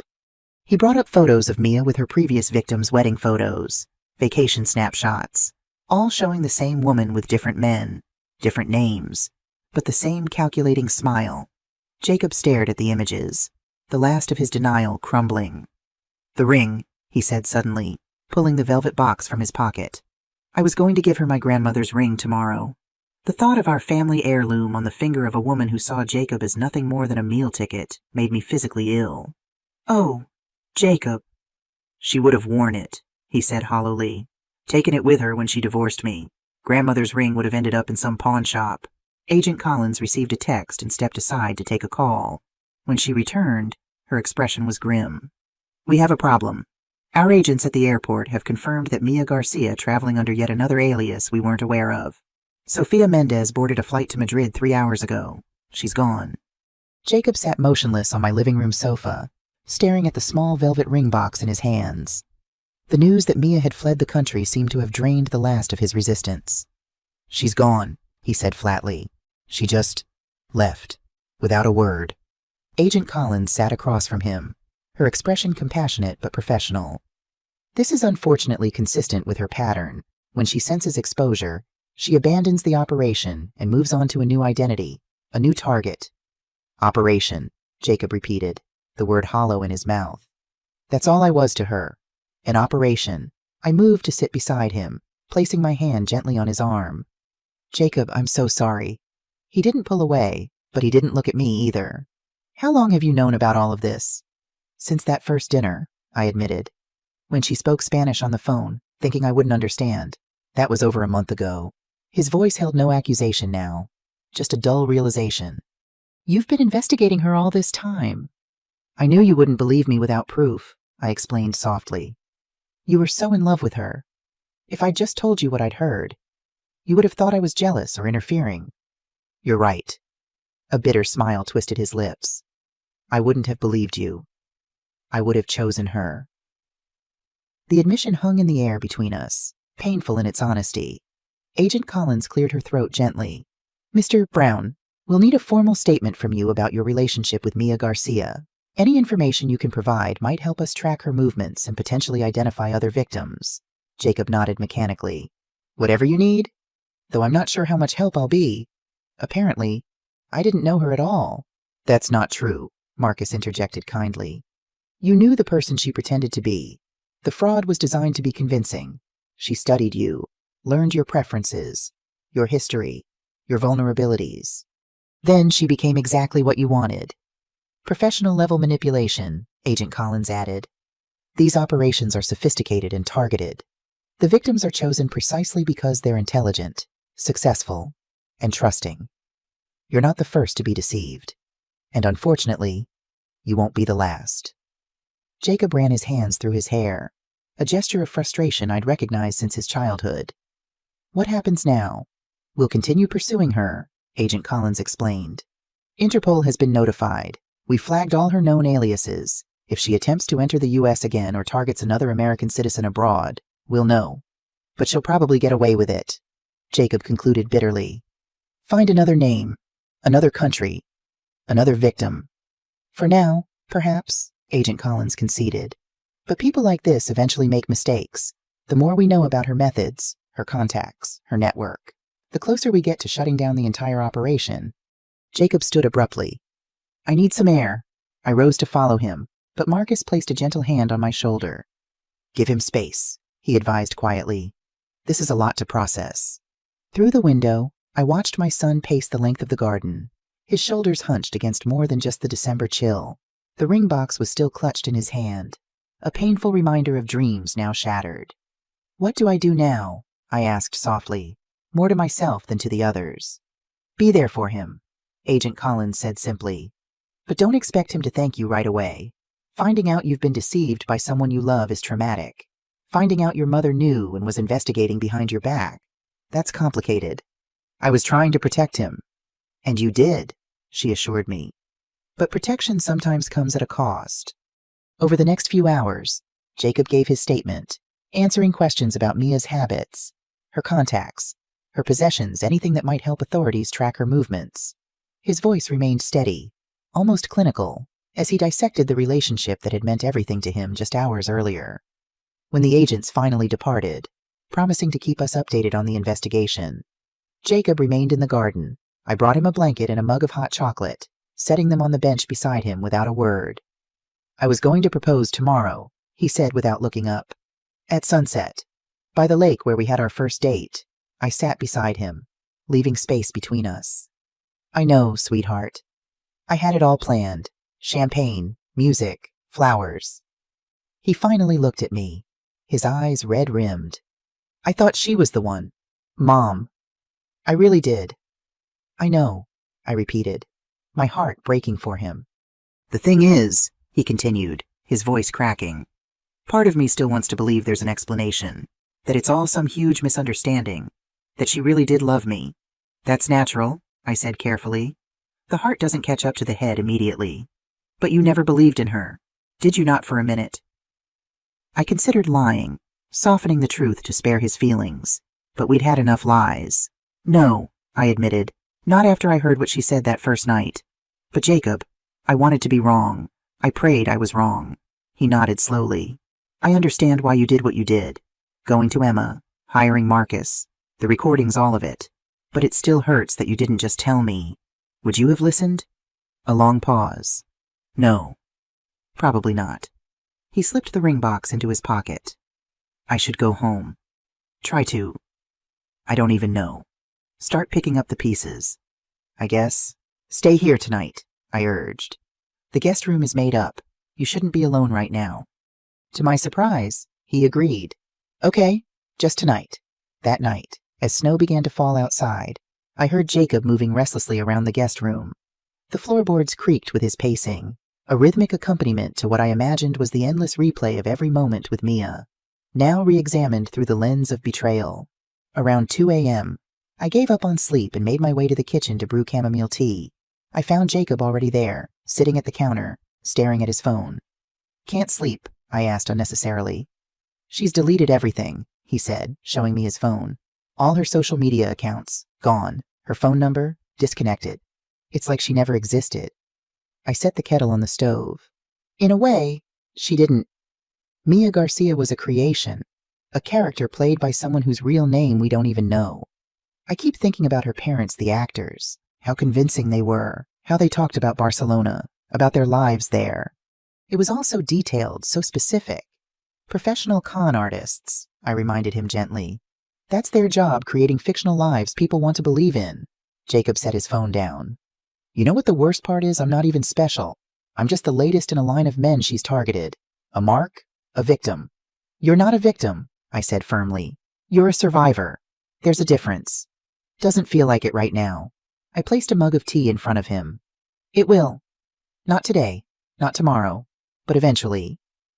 We sat in companionable silence, watching the snow fall outside the kitchen window. After a while, Jacob spoke again, his voice softer. Thank you, Mom, for saving me from making the biggest mistake of my life. That's what mothers do, I replied simply. We protect our children, even when it's hard, even when they might hate us for it. I don't hate you, he assured me. I'm complicated right now, but not that. It wasn't forgiveness, not completely, but it was a start. The weeks following Mia's disappearance were difficult. Jacob threw himself into work, avoiding social situations and dodging questions about his mysterious Spanish girlfriend who had seemingly vanished overnight. I gave him space, calling regularly but not pushing, being available without hovering. Christmas came and went, a subdued affair at my house with just Jacob and my sister's family. Emma's presence was particularly helpful. Her professional knowledge and matter-of-fact approach to the situation provided Jacob with perspective that I, as his mother, couldn't offer. You're not alone in this, she told him over Christmas dinner. Immigration fraud through marriage affects thousands of Americans every year. Most cases never even get investigated. Lucky me, Jacob replied with a hint of his old sarcasm. I got the full federal investigation. You did, Emma agreed. Because your mother refused to let you become just another statistic. Jacob's eyes met mine across the table. I know, he said quietly. I'm starting to understand what that took. Agent Collins called periodically with updates. Interpol had traced Mia to Madrid but lost her trail after that. They'd identified the organization behind her operation, a loose network of immigration fraud facilitators operating throughout Europe and North America. Several arrests had been made in Miami, including Thomas Blackwell and Diane Rodriguez, the actors who had played Mia's parents. They're cooperating with authorities, Collins informed us in January, providing information about the network in exchange for reduced sentences. Will that help find Mia? Jacob asked, now fully invested in seeing justice done. Possibly. They knew her as Alicia Ramirez, but that's likely just another alias. The real breakthrough would be identifying her handler, the person who selects targets, creates the identities, manages the logistics. By February, Jacob had started therapy with a counselor specializing in relationship fraud trauma. The sessions were helping him work through not just the betrayal by Mia, but the pattern of choosing partners who took advantage of his trusting nature. Dr. Winters says I have a rescuer complex, he told me during Sunday lunch at my house, now a regular ritual again. I'm attracted to people who seem to need saving. Your father had a bit of that too, I admitted. It's not a bad quality. Jacob, compassion is beautiful. It just needs to be balanced with discernment. That's what I'm working on, he said, spearing a piece of broccoli with his fork. Learning to spot the difference between someone who genuinely needs support and someone who's manufacturing vulnerability to manipulate me. His progress was evident, gradual but steady. The hollow look in his eyes had faded. He smiled more, even laughed occasionally. The wound was healing, though I suspected the scar would remain. One rainy March afternoon, Agent Collins called with unexpected news. We found her, Mrs. Brown, or rather, we found the real her. You caught Mia? I asked, heart racing. No, not exactly. We identified who Mia Garcia really is, her actual identity. I sat down, somehow knowing this was important. Who is she? Her real name is Alicia Navarro. She's 32 years old, born in Madrid but raised in Venezuela. She's been involved in various fraud schemes since her early 20s: credit card scams, investment fraud, and for the past 6 years, marriage fraud. Have you arrested her? Not yet. She's still in the wind. But now that we know her true identity, we've uncovered something else, something unexpected. Agent Collins paused, and I could hear papers rustling. Mrs. Brown, the real Mia Garcia exists. She's 29, lives in Barcelona with her parents, works in hotel management, just like Alicia claimed. I felt a chill run down my spine. What are you saying? Alicia didn't just create a fictional persona. She stole the identity of a real woman. She studied Mia Garcia's life through social media for months, built her cover story around Mia's actual experiences. We've made contact with the real Mia, and she had no idea her identity was being used for fraud in America. That poor woman, I murmured. It's worse than that, Collins continued. Because of Alicia's activities using her name, the real Mia Garcia has had her bank accounts frozen pending investigation.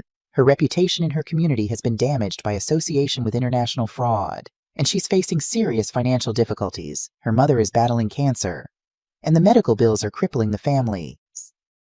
I closed my eyes, absorbing the ripple effect of Alicia's crimes, how her deception had harmed not just Jacob, but an innocent woman an ocean away.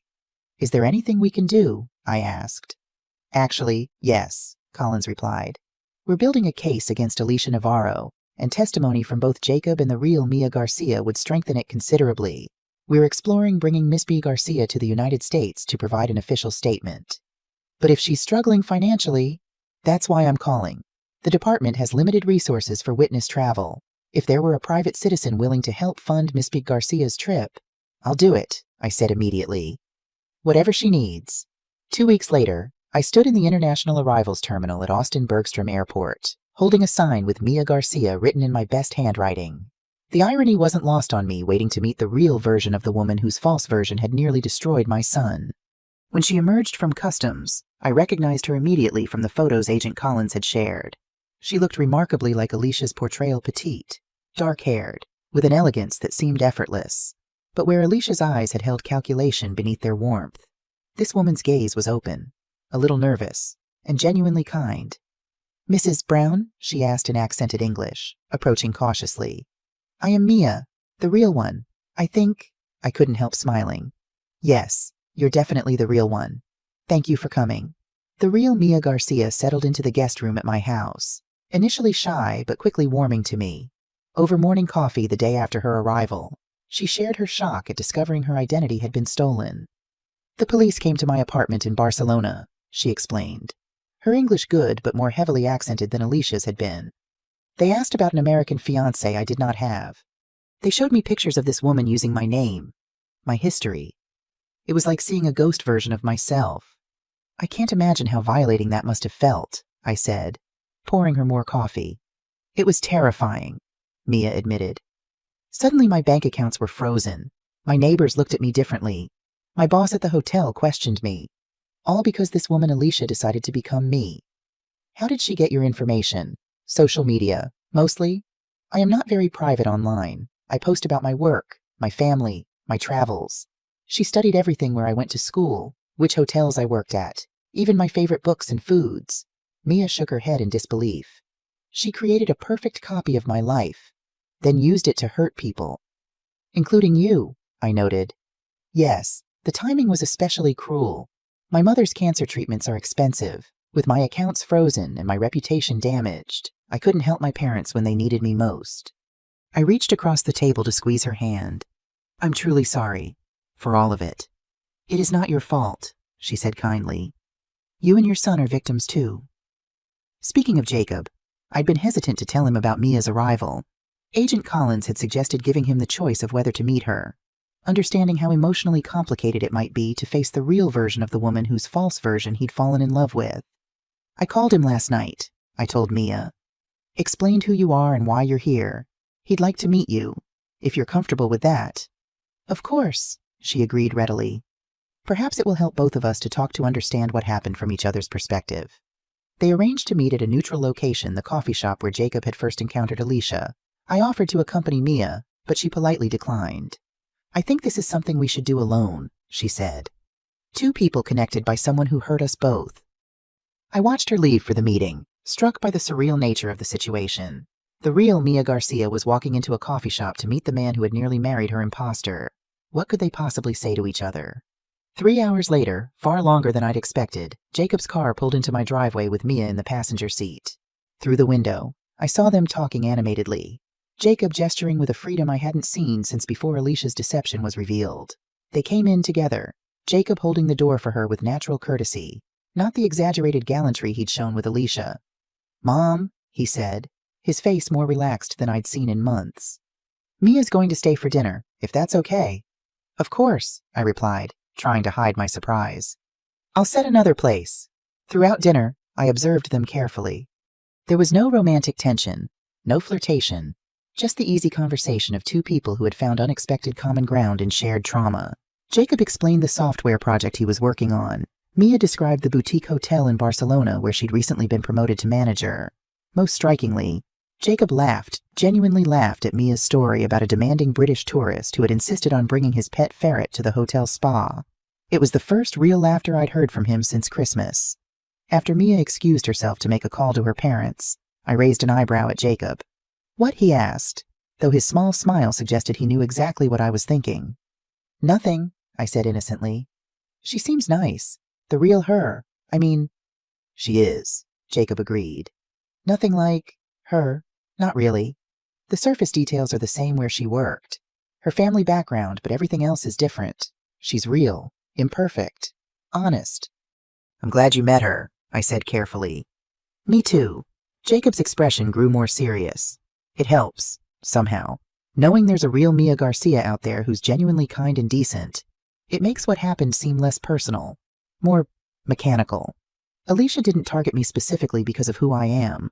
I was just a convenient vessel for her to exploit the real Mia's identity. It was an insightful observation, one that suggested his therapy was working, helping him process the experience in healthier ways. Over the next few days, Jacob and Mia spent considerable time together visiting the Spanish department at the university where I'd taught, taking her to see Austin's landmarks, even introducing her to Emma. They weren't dating, that much was clear, but they were forming a genuine friendship.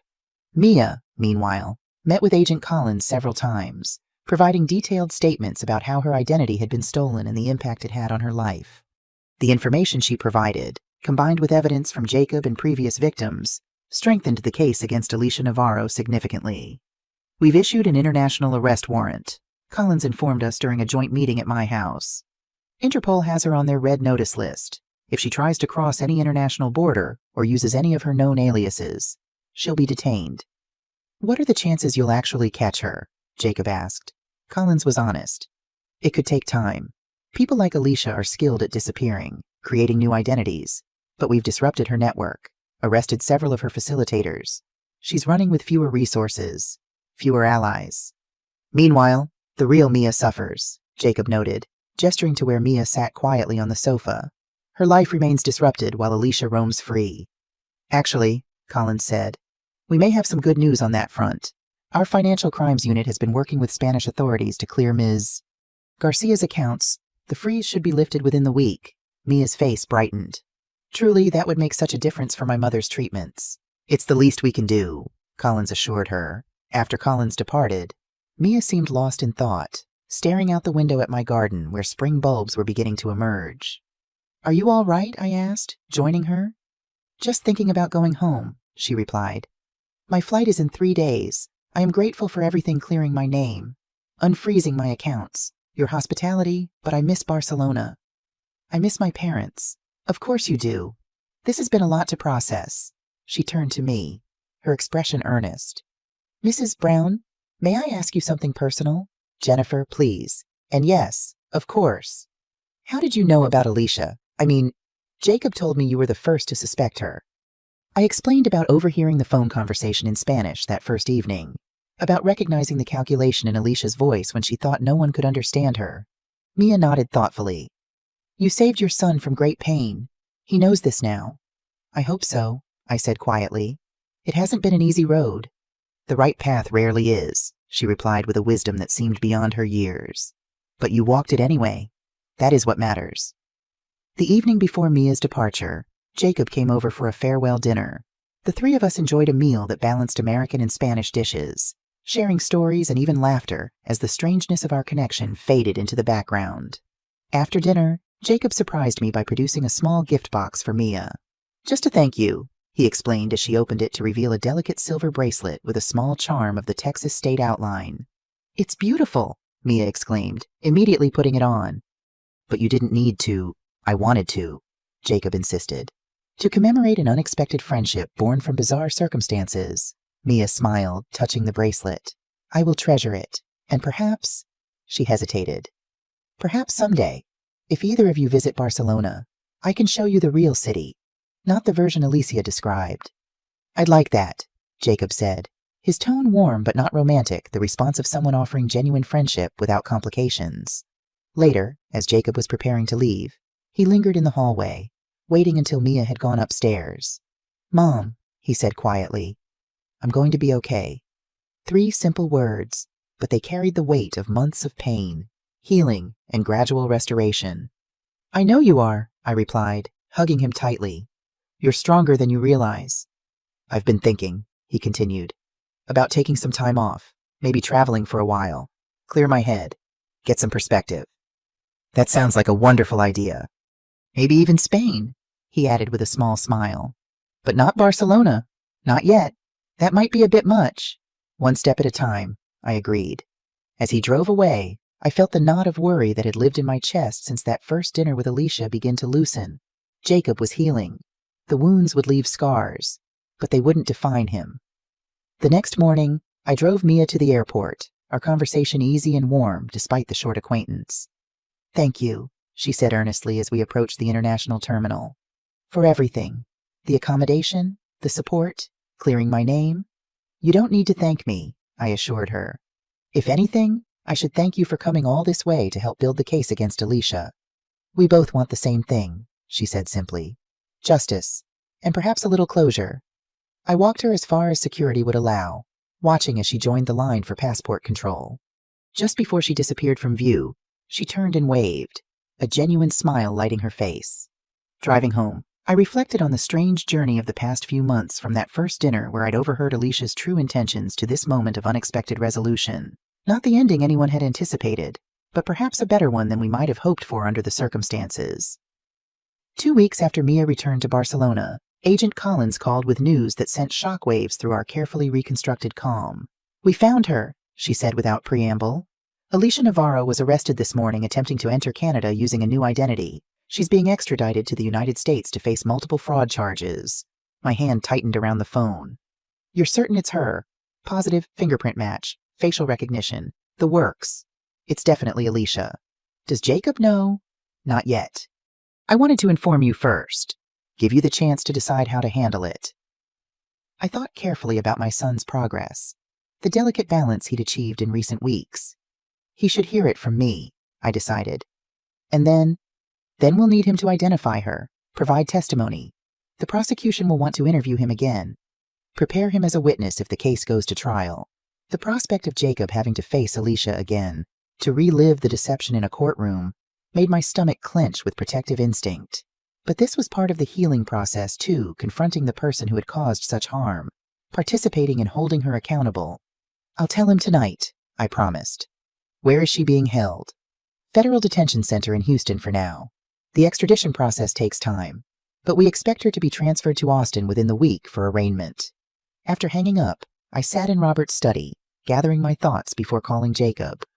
How would he react? Would this news reopen wounds that were just beginning to heal? Or would it provide the closure he needed? When I finally reached him, his reaction surprised me. They caught her. His voice was calm, controlled. Where? I explained what Collins had told me, including the need for his testimony. I'll do whatever they need, he said without hesitation. She needs to face consequences. Mom, not just for what she did to me, but for the real Mia, for all the others she's harmed. Are you sure you're ready to see her again? To go through all of this in court? I'm sure, he replied with a certainty I hadn't heard from him in months. Dr. Winters and I have talked about this possibility. She thinks it could actually be therapeutic confronting Alicia, speaking my truth, being part of the justice process instead of just a passive victim. His words reflected significant emotional growth, a far cry from the shattered man who had sat in my living room clutching his grandmother's ring just months earlier. There's something else, he added after a pause. I've been thinking about contacting her other victims, Richard Donovan and Michael Pearson, the men she defrauded before me. Why? I asked, genuinely curious. Because we're connected by this experience. Because maybe talking to others who've been through it would help all of us process what happened. Create something positive from something terrible. It was a thoughtful, compassionate approach, finding community in shared trauma, working collectively toward healing. 5 days later, Jacob and I sat in the austere conference room at the federal prosecutor's office in downtown Austin. Assistant U.S. Attorney Melissa Rodriguez spread files across the table, laying out the case against Alicia Navarro. We're charging her with multiple counts of mail fraud, wire fraud, identity theft, and immigration fraud, she explained. The evidence is substantial financial records, communication with co-conspirators, testimony from previous victims. With your statements added, Mr. Brown, we have an extremely strong case. What kind of sentence are we looking at? Jacob asked. If convicted on all counts, she's facing 15 to 20 years, Rodriguez replied. Though realistically, with plea bargaining, probably 8 to 10. Jacob nodded, absorbing this information. And the others involved the actors who played her parents.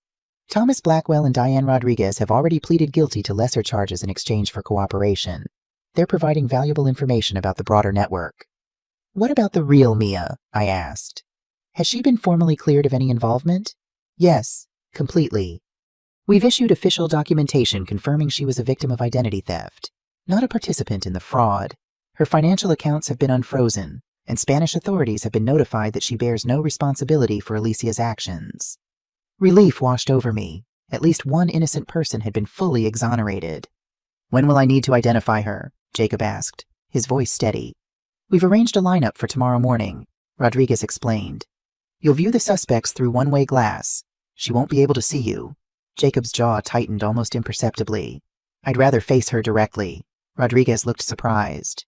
That's not standard procedure, Mr. Brown, and it could potentially traumatize. I'm not traumatized, Jacob interrupted firmly. I'm angry, and I want her to see that I'm not destroyed, that I'm part of the process, holding her accountable. The prosecutor exchanged glances with Agent Collins, who had been quietly observing from the corner. We might be able to arrange something after the formal identification, Collins suggested. A supervised confrontation, if the court approves it. Jacob nodded, satisfied. Thank you. The next morning, we arrived at the federal building where the identification would take place. Jacob was quiet during the drive. His focus turned inward as he prepared himself for seeing Alicia again. In the viewing room, we stood behind the one-way glass as 6 women of similar appearance were led into the lineup area. Alicia, or a woman who might be Alicia, stood in position number 4, wearing the same orange jumpsuit as the others. Her hair was pulled back severely, her face devoid of makeup, but there was no mistaking those calculating eyes. Number 4, Jacob said without hesitation. That's Alicia Navarro, also known as Mia Garcia.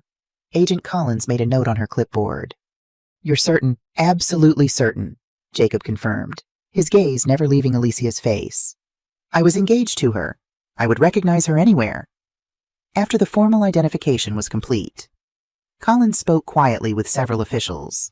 We've arranged for you to speak with her briefly. It's unusual, but given the circumstances and the strength of the case, the prosecutor has approved it. Jacob straightened his shoulders. I'm ready. They led us to an interview room, sterile, institutional, with a table bolted to the floor and chairs on either side. We waited in silence until the door opened and 2 guards escorted Alicia inside. Her hands were cuffed in front of her, but she walked with the same elegant posture I remembered. her head held high despite the circumstances. She showed no surprise at seeing Jacob, only a flicker of calculation crossing her features before her expression settled into practiced neutrality. "Jacob," she said, her voice softer than I remembered, more heavily accented, no longer maintaining the perfect American-influenced Spanish accent she'd cultivated as Mia. "I didn't expect to see you here." "I imagine there are many things you didn't expect," he replied evenly. "Being caught, for instance." A ghost of a smile touched her lips. "Everyone makes mistakes eventually." "Is that what I was to you?" "A mistake?" She regarded him thoughtfully, her head tilted slightly. "You were a job, Jacob, a target that matched the profile. Nothing more, nothing less." The brutal honesty seemed to satisfy him more than any excuse or justification might have. "Did you ever feel anything real, even once?" Alicia considered the question, and for a moment, something almost human flickered behind her eyes. "You were kind," she said finally. "Kinder than most. I appreciated that, even if it didn't change anything." Jacob nodded, as if this confirmed something he'd already suspected. "I've met the real Mia Garcia," he said, watching her reaction closely. "The woman whose identity you stole." Surprise registered briefly before she controlled it. "Have you? How enterprising of you. She's nothing like you pretended to be. She's genuine, decent, everything you're not. And yet you fell in love with my version of her," Alicia pointed out, a hint of her old arrogance surfacing. "What does that say about what you truly want in a partner? I wonder." I tensed, ready to intervene, but Jacob didn't take the bait. "It says I was deceived by a professional liar," he replied calmly. "But I'm not here to be manipulated again. I'm here to tell you that you failed. You didn't destroy me. You didn't get what you wanted. And now you're going to face consequences while I move forward with my life." Alicia's facade cracked slightly, annoyance flashing across her features. "Your mother," she said, glancing at me for the first time. "She ruined everything.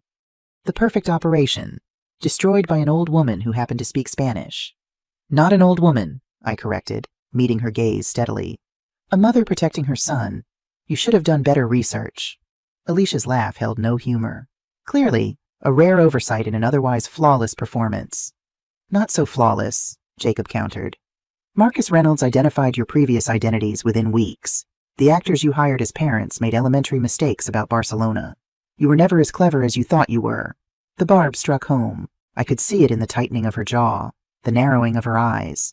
For people like Alicia, pride in their criminal skill was often their most vulnerable point. "Is there anything else?" she asked coldly. "Or did you just come to gloat?" "I came to see for myself that you're human," Jacob replied, "flawed, fallible, and now facing justice. It helps. Somehow." He stood, signaling the end of the confrontation. "Goodbye, Alicia. I won't be thinking about you anymore." As the guards prepared to escort her out, Alicia called after him. "She's real. You know, the woman in Madrid, the one whose identity I stole for Vegas and Denver, Sofia Alvarez. She's real too. And she has no idea what I've done with her life." The revelation hung in the air as she was led away. A final attempt to unsettle us, to assert some control over the situation. Outside the federal building, Jacob exhaled slowly, as if releasing months of tension. "That was not what I expected." "In what way?" I asked, watching him carefully. "I thought I'd feel more anger, hurt, something. But seeing her like that stripped of the performance, the charm, the carefully constructed persona, she seemed smaller, just a person who makes a living hurting others." And her parting shot about the other identity theft victim. Jacob considered this. "If it's true, we should tell Agent Collins. Make sure this Sophia person is notified, protected." He shook his head. "But it doesn't change anything for me. Seeing Alicia, saying what I needed to say, it feels like closing a chapter." As we walked to the car, Jacob surprised me by taking my hand, a gesture of affection he hadn't initiated since childhood. "Thank you, Mom," he said simply, "for everything." "That's what mothers do," I replied, echoing my words from Christmas Eve. "We protect our children, even when they don't realize they need protecting," he added with a rueful smile, "even when they resist it." "Especially then," I agreed. In the weeks that followed, Jacob seemed lighter, more present. He finished his therapy sessions with Dr. Winters, started a new project at work that excited him, and even cautiously rejoined his old social circle, explaining the situation with Alicia in simple, honest terms that discouraged gossip while acknowledging what had happened. 3 weeks after the confrontation, Jacob came to Sunday dinner with news. "I'm taking that time off we talked about," he announced over dessert. 3 months, starting in June. My boss approved the sabbatical. "That's wonderful," I said, genuinely pleased. "Have you decided where you'll go?" "Europe, I think, starting in London. Then maybe France, Italy." He paused, a small smile playing at his lips. "And yes, Spain, but not Barcelona. Madrid, I guessed."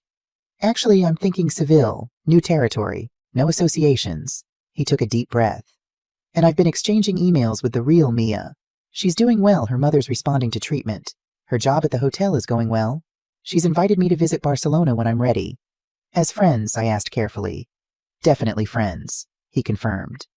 "We're connected by this bizarre experience, but there's no romantic element.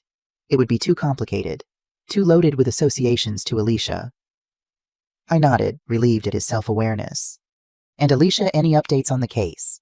"Agent Collins called yesterday. Alicia's attorney is exploring a plea deal. They have so much evidence she knows a trial would likely end in maximum sentencing. She's offering information about the larger network in exchange for a reduced sentence." "Is that good or bad? In your view?" Jacob considered this thoughtfully. "Both, I guess. I want her to face full consequences for what she did to me. To Mia. To all her victims. But if her information helps shut down the network, prevents others from being victimized, that's meaningful too." His perspective reflected remarkable emotional maturity, balancing personal desires for justice with the broader social good. "Oh, and one more thing," he added, reaching into his pocket. "I want you to have this." He placed the velvet ring box on the table between us. "Grandmother's ring. I don't want it sitting in my drawer reminding me of what almost happened. I'd rather you keep it safe until there's a genuine reason to use it someday." I picked up the box, deeply moved by the gesture. "I'll keep it for you, for when the time is right." "No rush," he said with a genuine smile. "I'm actually enjoying being single right now, getting to know myself again, figuring out what I really want." As we finished our coffee, I found myself thinking of Robert, wishing he could see the man our son had become, not despite this painful experience, but partly because of how he'd faced it, processed it, and grown from it. "Your father would be proud of you," I said suddenly. "The way you've handled all of this." Jacob looked surprised, then thoughtful. "I think he would be proud of both of us. You fought for me when I couldn't see the danger. That took courage." Outside, spring rain tapped gently against the windows, washing away the last remnants of winter. In my garden, new growth pushed through the soil, resilient, determined, reaching toward the light, like Jacob, like me, like all those who face deception and betrayal, but refuse to let it define them. The imposter had come into our lives planning destruction, but in the end, she had inadvertently created something else, an opportunity for growth, for deeper connection, and for the kind of wisdom that only comes through overcoming adversity. Not the story we would have chosen, but one we had navigated together, emerging stronger on the other side. 6 months after Alicia Navarro's arrest, life had settled into a new normal. Jacob was halfway through his European sabbatical, sending regular updates from historic cities and coastal villages. His photographs showed a man reconnecting with joy, hiking in the Scottish Highlands, sampling wine in French countryside, exploring Roman ruins in Italy. Agent Collins called periodically with updates on the case. Alicia had accepted a plea deal, receiving an 8-year sentence in exchange for extensive cooperation, identifying other members of the fraud network. Her information had led to dozens of arrests across 3 countries, disrupting a criminal enterprise that had victimized hundreds of Americans. "She'll be eligible for parole in 5 years, Collins explained during her latest call. "With good behavior, possibly less, but her testimony has been invaluable. We've identified at least 20 other victims of similar schemes."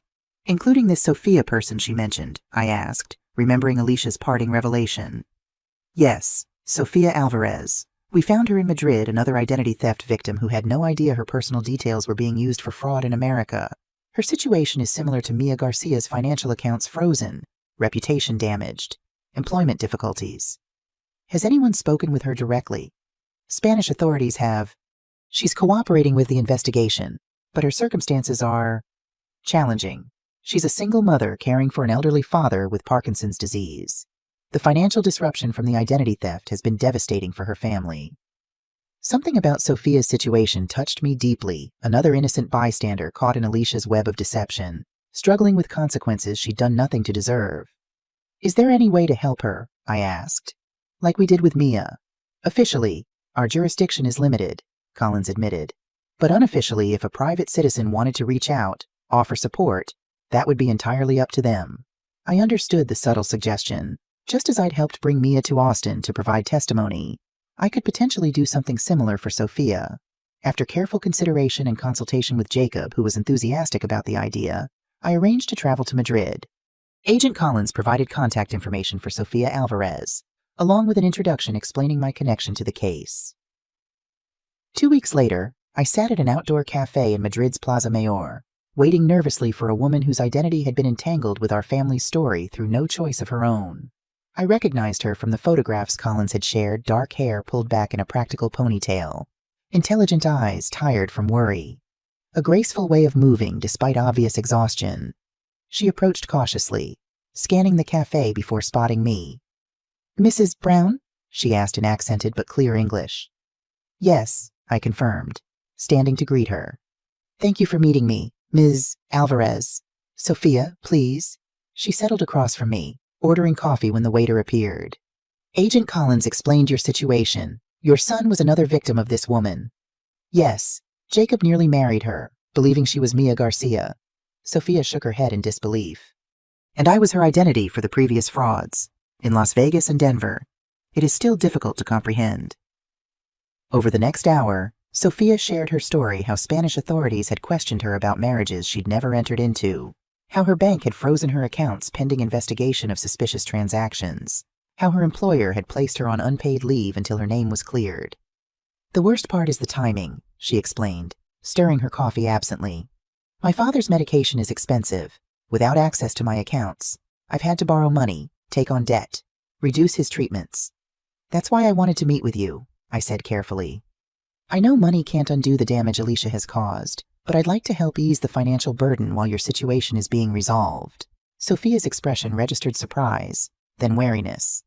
"That is very kind, but why would you do this? We are strangers." "Connected by circumstance," I replied.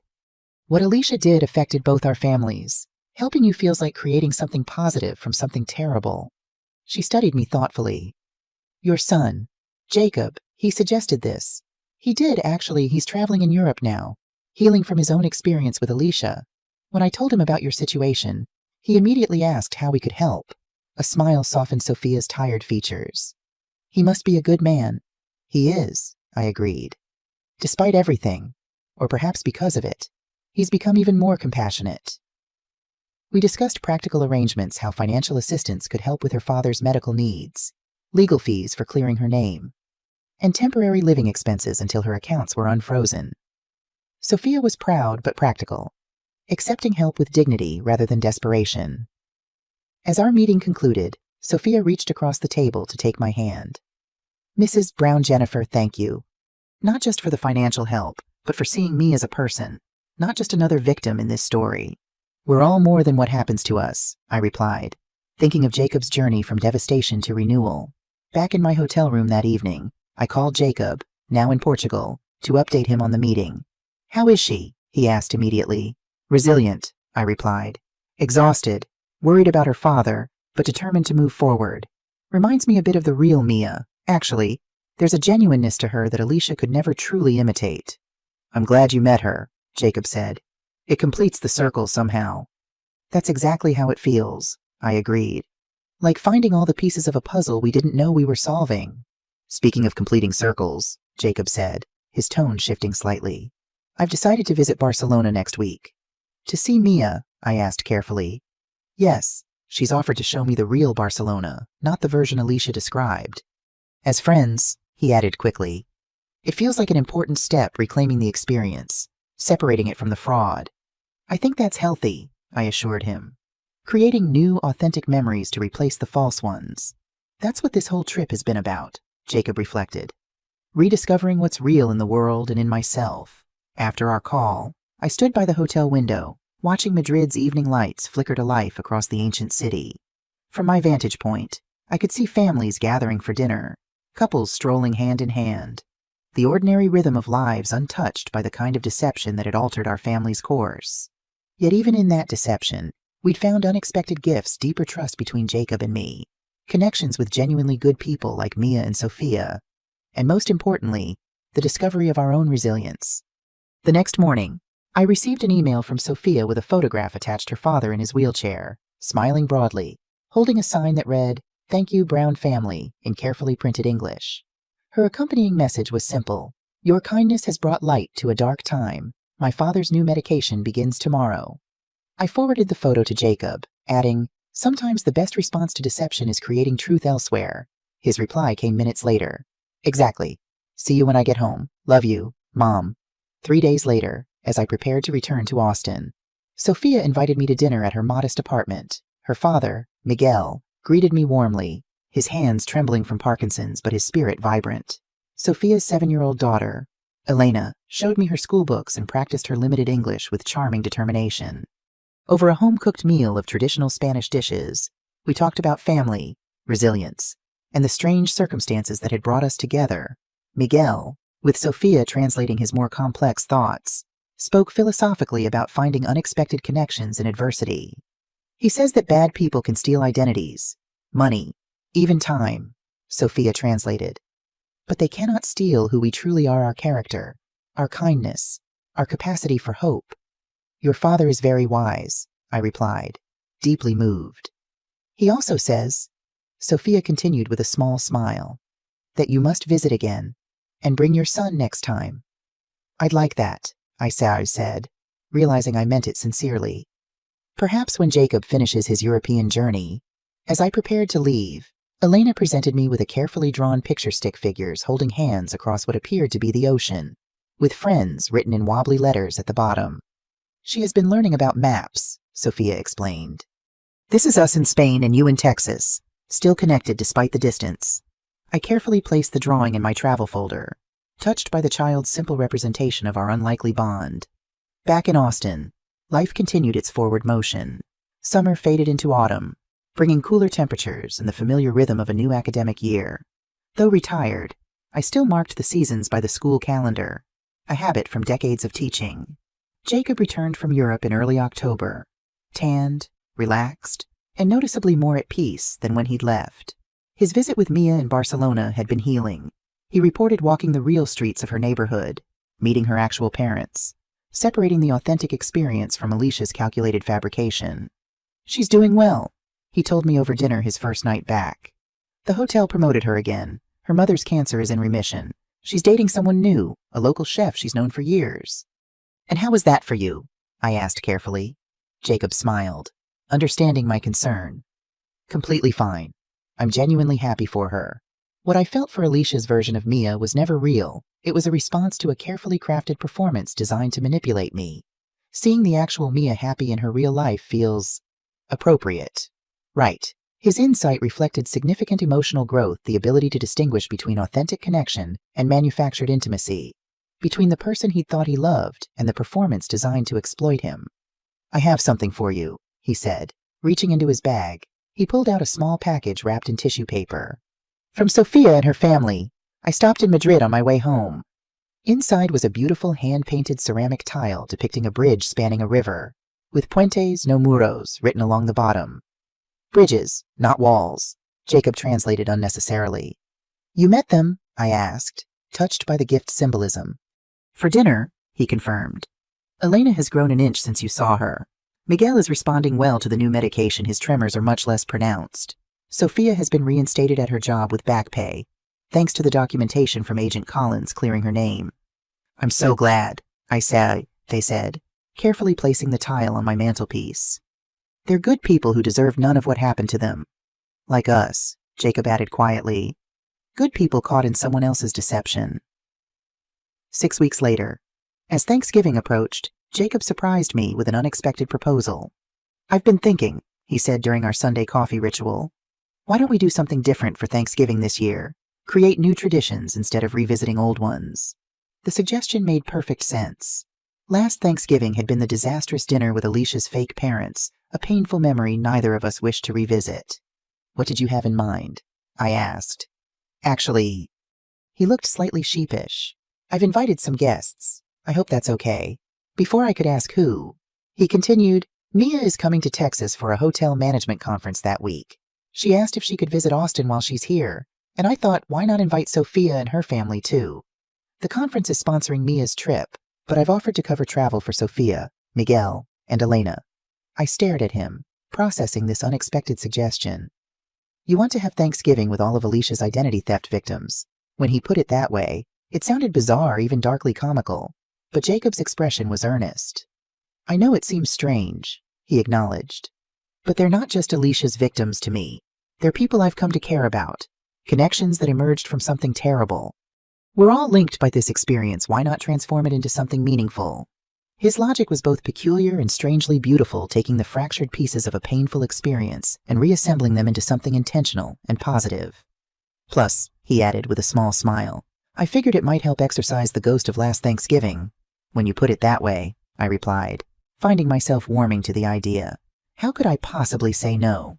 And so began preparations for what Jacob dubbed our Reclamation Thanksgiving, a gathering of people connected not by blood or long-standing friendship, but by the shared experience of having their lives disrupted by the same deceiver. Mia arrived first, her conference in Houston ending 2 days before the holiday. Sophia, Miguel, and Elena followed the next day, their eyes wide with excitement at their first visit to America. Emma and her husband joined our unconventional gathering, bringing traditional side dishes and a curiosity about meeting the real women whose identities had been stolen. Thanksgiving Day dawned clear and crisp, perfect Texas fall weather. As I prepared the turkey, surrounded by new friends speaking a mixture of English and Spanish, I marveled at the unexpected community that had formed from the ashes of deception. Mia and Sophia, initially connected only by their shared experience as Alicia's unwitting identity sources, discovered common interests in literature and music. Jacob and Sophia's father, Miguel, despite the language barrier, bonded over a shared love of chess. Elena charmed everyone with her enthusiasm for American Thanksgiving traditions, especially the ceremonial pardoning of turkeys she'd learned about in school. As we gathered around the table, an eclectic, multilingual family of choice, Jacob raised his glass for a toast. To unexpected connections, he said, his voice steady and sincere. To finding authenticity in the aftermath of deception, and to the reminder that while some people enter our lives to take, others come to give, to share, to build bridges where there were only walls. To bridges, not walls, Sophia added, referencing the tile now displayed prominently on my mantelpiece. As we clinked glasses and began passing dishes, I caught Jacob's eye across the table. The pain that had shadowed his gaze for so long had lifted, replaced by something deeper, more grounded, the hard-won wisdom that comes only through adversity faced with courage. Later, as evening settled around us and conversations continued in the living room, Jacob joined me in the kitchen where I was preparing coffee. This was a good idea, I told him quietly. Unorthodox, but perfect in its own way. It feels like completion, he agreed. Taking back the narrative, reshaping it into something of our own making. Through the doorway, we could see our guests Mia teaching Emma a Spanish card game, Sophia translating her father's stories for an enthralled audience. Elena curled up with a new book about Texas history.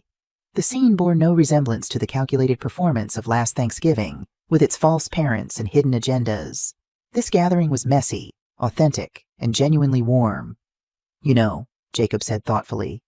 In a strange way, we owe Alicia something. Not gratitude, never that, but acknowledgement that her deception ultimately led us here, to these relationships, to this moment. To growth, I added. For both of us. Especially for me, he admitted. I've learned to look beneath surfaces, to value authenticity over performance, to trust my instincts and yours. I squeezed his hand. Words unnecessary between us. In the living room, someone suggested music. Sophia's clear voice began a Spanish folk song, soon joined by her father's rougher baritone. Mia added harmony, while Emma and her husband listened appreciatively. Elena danced in small circles, her shadow elongated by the firelight against the wall. Outside, stars appeared in the November sky, bright points of light in the darkness like truth emerging from deception, like authentic connections forged in the aftermath of fraud, like the resilient spirit that allows humans to transform pain into meaning. The imposter who had entered our lives intending harm had inadvertently created this moment of genuine community. this celebration of resilience and renewal. It wasn't the ending anyone had anticipated, but it was better, richer, more authentic than anything Alicia Navarro could have fabricated with all her calculated charm. And in that unexpected grace, we found our most complete victory.